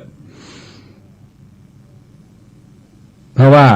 โครงสร้างเนื้องานจริงๆเนี่ยมันจะต่างกันเพราะจิตวิญญาณของคนที่จะประสบความสำเร็จในงานเหล่านี้มันแตกต่างกันเลยลืมอบต.เป็นคนที่เขาเลือกหมุนเวียนกันไปแล้วใครก็ไม่รู้โดยเฉพาะมีเงินแล้วก็ได้อะส่วนใหญ่แม้แต่ผู้แทนมีเงินยังได้เลยเพราะบ้านเมืองเรายังเลือกตั้งด้วยเงินมันไม่ใช่อยู่ว่าคุณเป็นคนดีหรือไม่ว่าคุณมีเงินเท่าไหร่อันนี้คือปัญหาทางคิดมันเป็นอาการของโลภโกรธหลงอ่ะมันเป็นอาการของโลภหลงที่ชัดใครขัดขวางก็โกรธแสดงแล้วแสดงว่ามันไม่ใช่ทางวิสุทธิ์ของสัตว์ทั้งหลายเห็นไหมเพราะเราผ่านด่านชั้นแรกยังไม่ได้เลยบริสุทธิ์ชั้นศีลเนี่ยเรายังผ่านไม่ได้เพราะศีลวิสุทธิ์ท่านก็เริ่มบันไดชั้นแรกที่ศีลวิสุทธิ์ความหมดจดบริสุทธิ์หมดจดระดับศีลมีความละเมียดละไมลึกซึ้งลงไปโดยลำดับนะอย่างที่เคยยกตัวอย่างให้ฟังนะว่าศีลแต่ละข้อเนี่ยที่จริงไม่ได้อยู่เฉพาะข้อแรกเฉพาะว่าปานาติปาตาเวรมณีสิกขาปะทังสมาธิยาไม่ใช่อย่างนั้นหรอกมันเป็นบันไดขั้นแรกเฉยๆแล้วก็ไม่ใช่เป็นคำสั่งว่าห้ามหรืออย่าแต่เป็นคำสอนให้คิดพินิจพิจารณาแล้วตัดสินใจแสดงเจตจำนงในการงดเว้นเพราะฉะนั้นท่านจึงมีการรัตนาศีลนี่แน่นอนเป็นรูปแบบที่คิดขึ้นมาทีหลังแต่เราจะเห็นว่าในพระบาลีจริงๆที่เราพบมากก็คือปานาติปาตาเวรมณีหรือปานาติปาตาปฏิเวรโตโหติโดยพื้นฐานทั่วไปเนี่ยใช้คำสั้นๆท่านเนี่ยแต่ว่าเวลาสอนให้ภาคเลือกคิดเนี่ยจะทรงสอนอีกแบบนึงมันขึ้นต้นเหมือนกันแต่ในสุดจะเดินตัวอย่างง่ายๆเนี่ยคือเรื่องชีวิตเป็นเรื่องใหญ่นะเพราะคนเราต้องแก้ปัญหาที่ชีวิตมีความรู้สึกดีต่อชีวิตของคนอื่นได้แล้วแน่อื่นมันเดินได้หมด พียงแต่รักคนคนนี้เคารพคนคนนี้ศรัทธาคนคนนี้นับถือคนคนนี้กตัญญูต่อคนคนนี้ซื่อสัตย์ต่อคนคนนี้คำเดียวเท่านั้นเองอย่างอื่นมันเดินได้หมดเราจะไม่ละเมิดทรัพย์สินของเขาไม่ละเมิดคู่ครองของเขาไม่โกหกลูกหลงเขาไม่แสดงอาการกระทำชี้ขาดความเคารพความเป็นมิตรมันไปหมดอะฮะมันไปทั้งแถบมันเพราะศีลข้อที่หนึ่งจึงเป็นฐานที่จะพัฒนาจิตคนเข้าไปขึ้นไปเพราะก็จะทรงแสดงเราจะเห็นว่าก็ทรงแสดงแบบขัดเกลาเพื่อให้เกิดวิสุทธิ์เกิดบริสุทธิ์วสัตตานังวิสุทธิญาณนี่แหละแต่ว่าแยกเดี่ยวขึ้นมาก่อนคือพัฒนาระดับศีลแต่อย่าลืมว่าจริงๆเนี่ยมันมีจุดบรรจบของมันเพราะพัฒนาไปเสร็จแล้วมันไม่อยู่ที่ศีลมันอยู่ที่ธรรมะมันอยู่ที่ธรรมะมันอยู่ที่กิเลสระดับกลางสงบกิเลสระดับละเอียดก็อ่อนกำลังลงไปในขณะที่เป็นศีลเนี่ยที่จริงกิเลสกลางก็ลดนะฮะกิเลสละเอียดก็ลดให้เราลองนึกดูว่าสมมติว่าเราเคร่งครัดในศีลข้อปานาไอ้ความคิดที่จะดูไก่ชนดูมวยชนดูการต่อสู้กันมันไม่คิดอ่ะมันสงสารไม่อยากดูก็แสดงว่าใจสงบจากความพยาบาทความเบียดเบียนด้วยแต่จริงตอนนั้นเราเป็นศีลเท่านั้นเองรักษาศีลเท่านั้นเองอันนี้ก็คือปริยายของธรรมะแล้วก็ทรงแสดงว่าอริยสาวกในโลกนี้งดเว้นจากปาณาติบาตไม่พกพาสัตราวุธเครื่องประหารมีความสำรวมระวังในสัตว์ทั้งหลายตัวนี้เป็นศีลจากนั้นก็เข้าสู่ธรรมะเลยมีความเมตตาไม่ใช่มีฮิริมีโอตตัปปะก่อนมีฮิริโอตตัปปะมีความเมตตาเอ็นดูในสัตว์ทั้งหลายแล้วจนถึงจุดหนึ่งมีจิตคิดอนุเคราะห์ต่อสัตว์ทั้งหลายแล้วฟังลองสังเกตว่ามันไม่ใช่บริสุทธิ์ระดับศีลแล้วบริสุทธิ์ระดับจิตระดับวิถีชีวิตแล้วในขณะเดียวกันก็เป็นฐานที่จะนำจิตเข้าสู่การสงบระดับนิวรณ์เพราะอะไรเพราะว่าจิตที่มีความเมตตาเอ็นดูหรือมีจิตคิดอนุเคราะห์เนี่ยจิตเมตตาเอ็นดูเป็นจิตเมตตากรุณา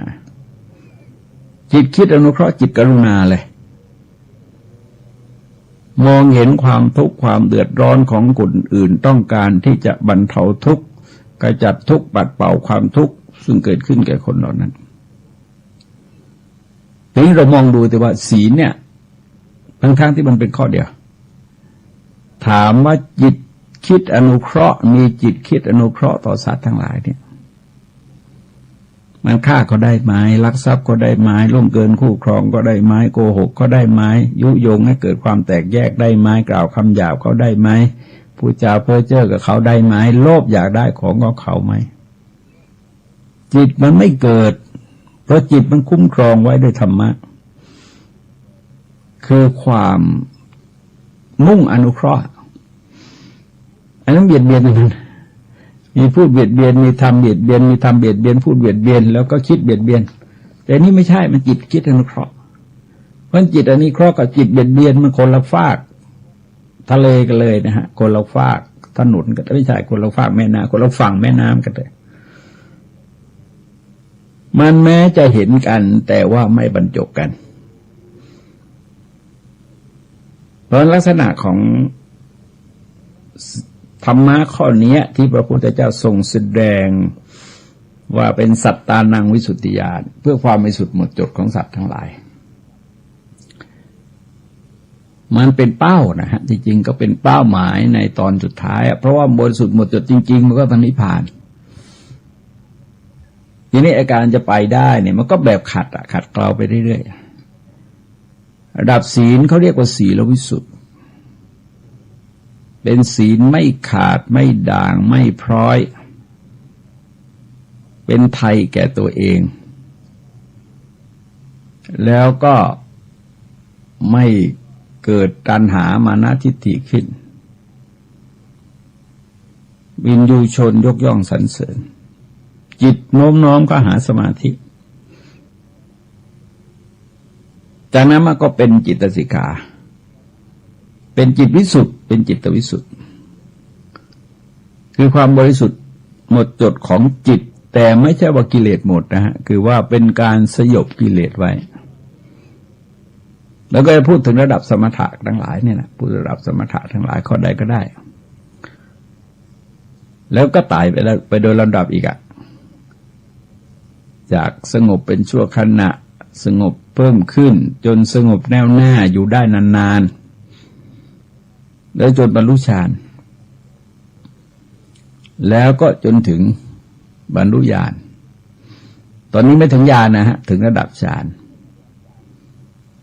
เพราะถ้าระดับญาณมันเป็นทิฏฐิวิสุทธิ์ละทีนี้ไอ้ตัวทิฏฐิวิสุทธิ์เนี่ยคือความบริสุทธิ์หมดจดของทิฏฐิตามปกติแล้วคนเราความคิดเนี่ยเขาเรียกว่าวิปลาสคือคลาดเคลื่อนจากความเป็นจริงมันก็คล้ายๆกับว่าพระอรหันต์มองคนหัวเราะเนี่ยเป็นคนไม่ปกตินะเห็นว่าจิตใจท่านละเมียดละไมมากเป็นคนผิดปกติเพราะฉะนั้นแม้ในแวดวงของพระเองเนี่ยก็มีวินัยห้ามส่งเสียงดังนั่งในบ้านหัวเราะเสียงดังนั่งในบ้านไม่ได้ปรับอาบัติทุกกฎนะฮะถึงแม้จะไม่มากก็เถอะแต่ว่าต้องระมัดระวังต้องระวังทีนี้ไอ้ความคำว่าวิปลาสของท่านเนี่ยคือไม่ตรงตามความจริงไอ้ความจริงที่เป็นจริงเนี่ยมันเป็นอีกอย่างหนึ่งแต่เธอมองอีกอย่างหนึ่งวิปลาสมันเลยมี4ระดับมี3ระดับนะฮะในเรื่อง4เรื่องใหญ่ๆหมดโลกแล้วเหมือนกันตรงนี้หมดโลกแล้วเหมือนกันคือไปมองเห็นสิ่งที่ไม่สวยงามว่าสวยงามถามอะไรสวยงามในแง่ของโลกมีเยอะที่สวยงามแต่ว่ามีสวยจริงไหมมีงามจริงไหมมันก็ไม่จริงหรอกมันจิตมันปรุงเอาเราคิดว่าสวยมันก็สวยสำหรับเราคิดว่าอร่อยสำหรับเราเพราะงั้นจริงๆแล้วรูปสวยเสียงไพเราะกลิ่นหอมรสอร่อยสัมผัสน่าจะต้องไม่มีอยู่โดยธรรมชาติของมันเกิดจากจิตที่ปรุงคิดปรุงเอากำหนดเอาเราก็ว่าอร่อยเราก็ว่าหอมในขณะที่คนหนึ่งก็ว่าเหม็นนะคือเราลองสังเกตจะเห็นจริงๆมันไม่มีจริงแต่มันอยู่ที่เราชอบถ้าเราชอบเราก็ว่าดีเราไม่ชอบเราก็ว่าไม่ดีแต่สิ่งนี้เขาก็เป็นอย่างที่เขาเป็นแต่เราคิดเองเราปรุงคิดปรุงเองในขณะที่เราบอกว่าเราไม่ชอบเนี่ยมันมีคนก็ชอบนะเช่นว่าลูกของคนบางคนเราไม่ชอบแต่พ่อแม่เขาชอบคุณจะว่าไงพี่เขาชอบน้องเขาชอบคุณจะว่าไงมันไม่ใช่ว่าถ้าเราไม่ชอบแล้วทุกคนต้องไม่ชอบก็แสดงว่าความไม่ชอบมันอยู่ที่เรามันไม่ใช่อยู่ที่เขาเราคิดไม่ชอบมันก็ไม่ชอบแล้วคนนั้นคนที่เราไม่ชอบเนี่ยวันดีคืนดีเราเกิดชอบขึ้นมาก็ถามว่าคนชอบหมดไหมก็ไม่มันไม่มีหรอกคนที่ชอบหมดเนี่ยมันไม่มีพระพุทธเจ้าคนยังไม่ชอบหมดเราจะเอาอะไรเพราะฉะนั้นแสดงให้เห็นว่าความสวยงามจริงๆเนี่ยมันไม่มีแต่ทีนี้ใจเราก็กำหนดก็ปรุงแต่งอย่างในปัจจุบันนี่ปรุงแต่งน่าดูเลยนะฮะทั้งรูปทั้งเสียงมันปรุงแต่งได้หมดเลยเนี่ยทั้งกลิ่นทั้งรสทั้งสัมผัสได้ปรุงแต่งได้หมดเลยคืออย่าลืมว่าคำว่ารูปสวยเนี่ยมันเป็นตัวแทนของเสียงไพเราะกลิ่นหอมรสอร่อยสัมผัสน่าจะต้องแล้วใจที่รู้สึกบันเทิงใจแต่ตรงนี้ท่านใช้คำว่ารูปสวยเฉยๆเพราะว่าตามปกติแล้วเราเรียนรู้โลกทางตา ตาหูใจนะฮะตาหูใจที่มันไปได้ไกลอ่ะไอ้ส่วนจมูกลิ้นกายมันไปไม่ไกลคือรับอารมณ์ไม่ไกลมันต้องกระแทกทำให้กระแทกแล้วเนี่ยไม่รู้เรื่องกลิ่นก็ต้องมากระทบจมูกซะก่อนทีนี้ที่จริงตาหูมันก็กระแทกเหมือนกันแต่ว่ากระแทกได้ไกลคือเสียงเวเนี่ยข้ามโลกรูปข้ามโลกแล้วแต่เราจะเห็นว่ากลิ่นรสสัมผัสเนี่ยมันยังไงยังไม่ข้ามโลกยังไม่ข้ามคือโผฏฐัพพะสัมผัสมันข้ามเนี่ยฮะสัมผัสมันข้ามทีนี้ไอ้ความรู้สึกวิปลาสเหล่านี้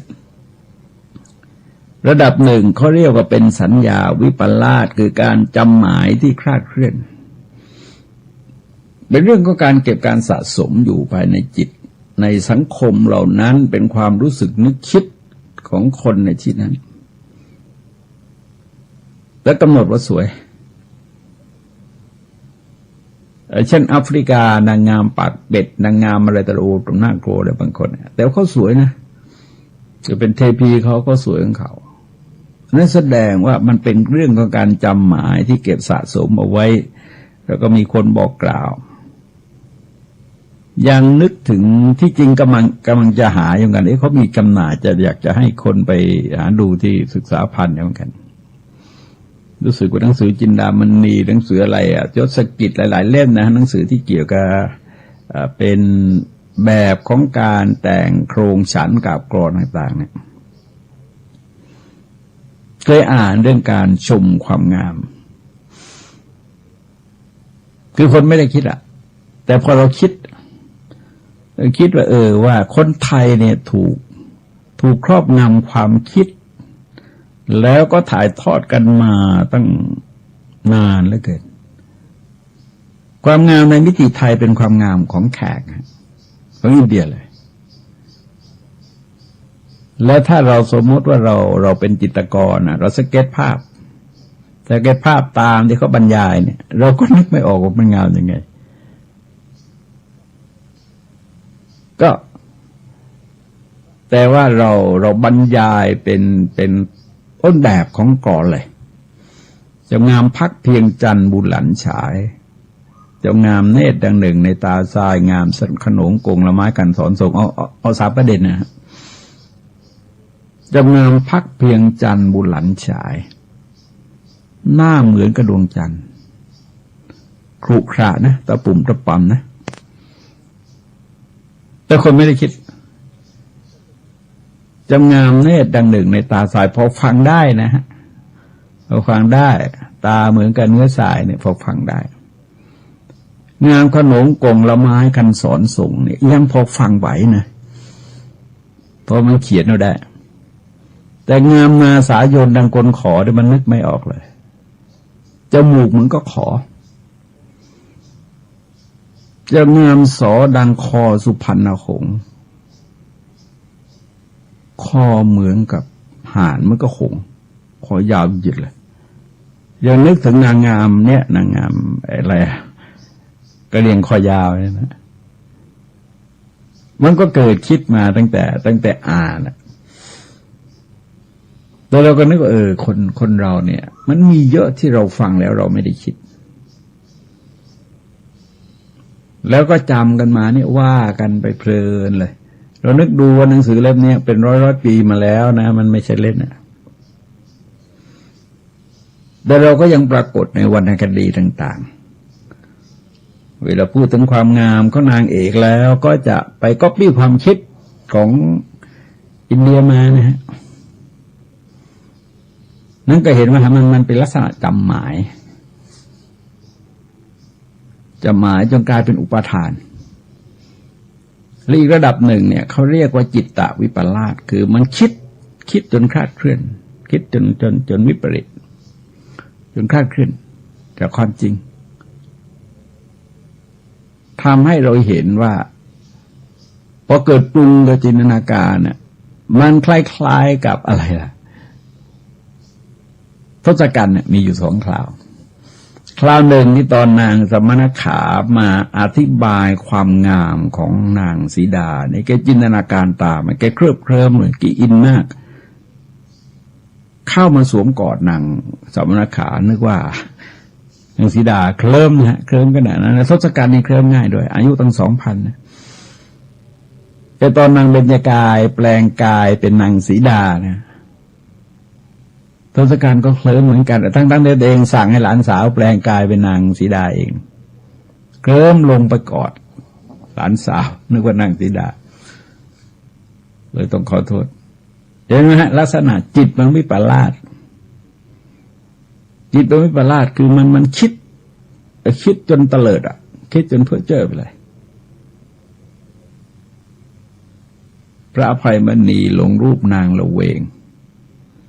เจ้ากรุงละมานหลงนางละเวงอะไรแต่ไรเนี่ยคือมันก็สะท้อนภาพไปเห็นว่ามนุษย์เนี่ยจิตวิปลาสมันเยอะทีนี้แรงตัวนี้แรงก็พูดถึงทิฏฐิเพราะต้องการทิฏฐิมันที่สุดมันทิฏฐิมันวิปลาสปักใจฝังใจนะฮะปักใจฝังใจลงไปก็อย่างที่เคยเล่าเรื่องนางสิริมานะเราจะว่าภิกษุรูปนี้ท่านปักใจฝังใจบนนางสิริมามันงามไม่รู้จะว่ายังไงเลยฝันจินตนาการเสียบันเจิดเลยนางสิริมาแก่แล้วตอนนั้นน่ะแล้วก็ป่วยด้วยตอนเธอมารับบิณฑบาตเพราะเธอสร้างมาจนเป็นทิฏฐุปาทานนะอุปาทานกับทิฏฐิมันสวยนางป่วยจนขนาดมีคนประคองมาตักบาตรท่านคิดอีกเรื่องนึงเลยคิดเป็นความงามสวยงามจะต้องได้นางสิริมาครอบครองให้ได้ตะเลิดเข้าป่าเลยไปถึงก็นอนสมไม่เป็นอันกินอันนอนเลยข้าวปลาอาหารก็ไม่ฉันนอนคลุมโปงเลยต้องศึกไปต้องได้ครอบครองนางสิริมาจนนางสิริมาตายพระเจ้าต้องทิ้งศพให้ปล่อยทิ้งศพนางสิริมาเอาไว้เพื่อใช้เป็นอุปกรณ์สอนพระรูปเนี้ยถอนตัณหาลูกศรคือความโศกซึ่งเกิดขึ้นจากความเห็นที่วิปลาสของท่านจิตท่านวิปลาสเพราะเราเห็นว่าไอ้ปัญหาเรื่องทิฏฐิวิปลาสนี่เป็นเรื่องใหญ่สรุปว่าปัญหาวิปลาสเนี่ยมันเป็นเรื่องใหญ่ถ้าเราไม่พยายามที่จะทำความเข้าใจในสิ่งเหล่านั้นตามความเป็นจริงอย่างที่เขาเป็นเนี่ยปัญหามันก็ตามขึ้นอย่างที่ยกไว้ในตอนต้นดังนั้นการที่เห็นวิปลาสมันไม่ใช่เฉพาะเรื่องเดียวนะที่มันมีสี่คือเรื่องสิ่งที่ไม่เที่ยงเนี่ยเราเห็นอยู่เรารู้อยู่ว่าไม่มีอะไรเที่ยงแต่เราก็ทำใจไม่ได้พอญาติตายพี่น้องตายของหายอะไรแต่ไรโอ้ยมันจะเป็นจะตายเอาให้ได้มันธรรมดาแท้ๆเลยนะฮะคือคนเกิดมาไม่แก่ไม่เจ็บไม่ตายเนี่ยเป็นเรื่องพิกลแล้วแปลกแล้วในรายละเอียดจริงๆเราก็ไม่เอานะฮะถ้าเราเกิดมาแล้วเราไม่แก่เลยเราไม่เจ็บเลยเราไม่ตายเลยก็ไม่อยู่ยังไงอ่ะเกิดแวะมาถึงมันก็อยู่เท่าเดิมเพราะที่จริงแล้วเนี่ยมันเป็นลักษณะเลื่อนไหลอย่างที่บอกแต่เพราะว่าคนมองเห็นในสิ่งที่มันก็เรียกมีสันติคือไหลต่อกันมามันไหลต่อกันมาเรื่อยๆคล้ายๆกระแสน้ำเราเห็นว่าเป็นกระแสน้ำปกติที่จริงไม่ใช่มันไหลอยู่ตลอดเพราะจริงสังขารไม่เที่ยงอยู่ทุกขณะแต่เราจำหมายว่าเที่ยงหรือเราคิดว่าเที่ยงหรือเราเห็นว่าเที่ยงเห็นว่าเที่ยงแล้วยุ่งเลยต้องฟังทั้งหลาย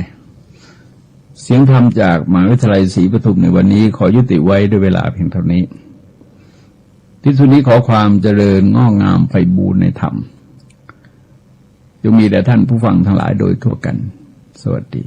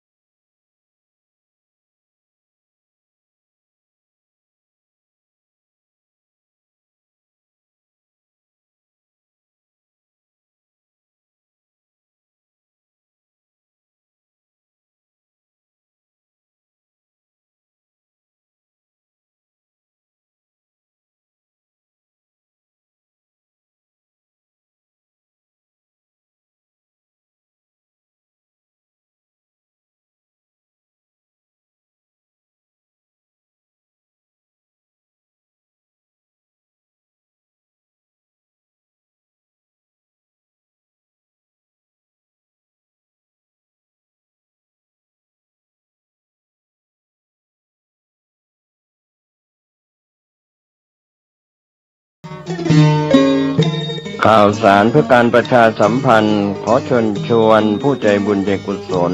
ร่วมทำบุญทอดผ้าป่าสามัคคีประจำปีพุทธศักราช 2568 เพื่อบูรณะวิหารปูพื้นกระเบื้องไวนิลตารางเมตรละ 699 บาทจำนวน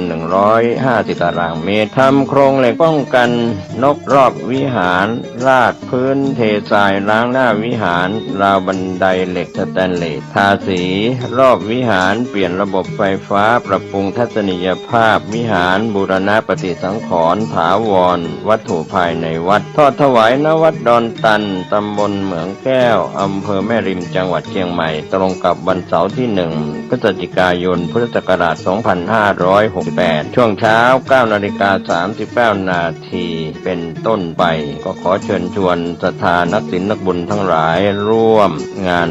บุญทอดผ้าป่าสามัคคีครั้งนี้เพื่อบูรณะวิหารปูพื้นกระเบื้องไวนิลรวมไปถึงทำโครงเหล็กป้องกันนกรอบวิหารราดพื้นเททรายร้างหน้าวิหารราวบันไดเหล็กสแตนเลสทาสีรอบวิหารเปลี่ยนระบบไฟฟ้าปรับปรุงทัศนียภาพวิหารบูรณะปฏิสังขรณ์ถาวรวัตถุภายในวัดดอนตันตำบลเหมืองแก้วอำเภอแม่ริมจังหวัดเชียงใหม่เสาร์ที่ 1 พฤศจิกายน 2568 นี้เชิญท่านร่วมงานร่วมบุญร่วมบริจาคได้บุญได้กุศลโดยทั่วหน้ากัน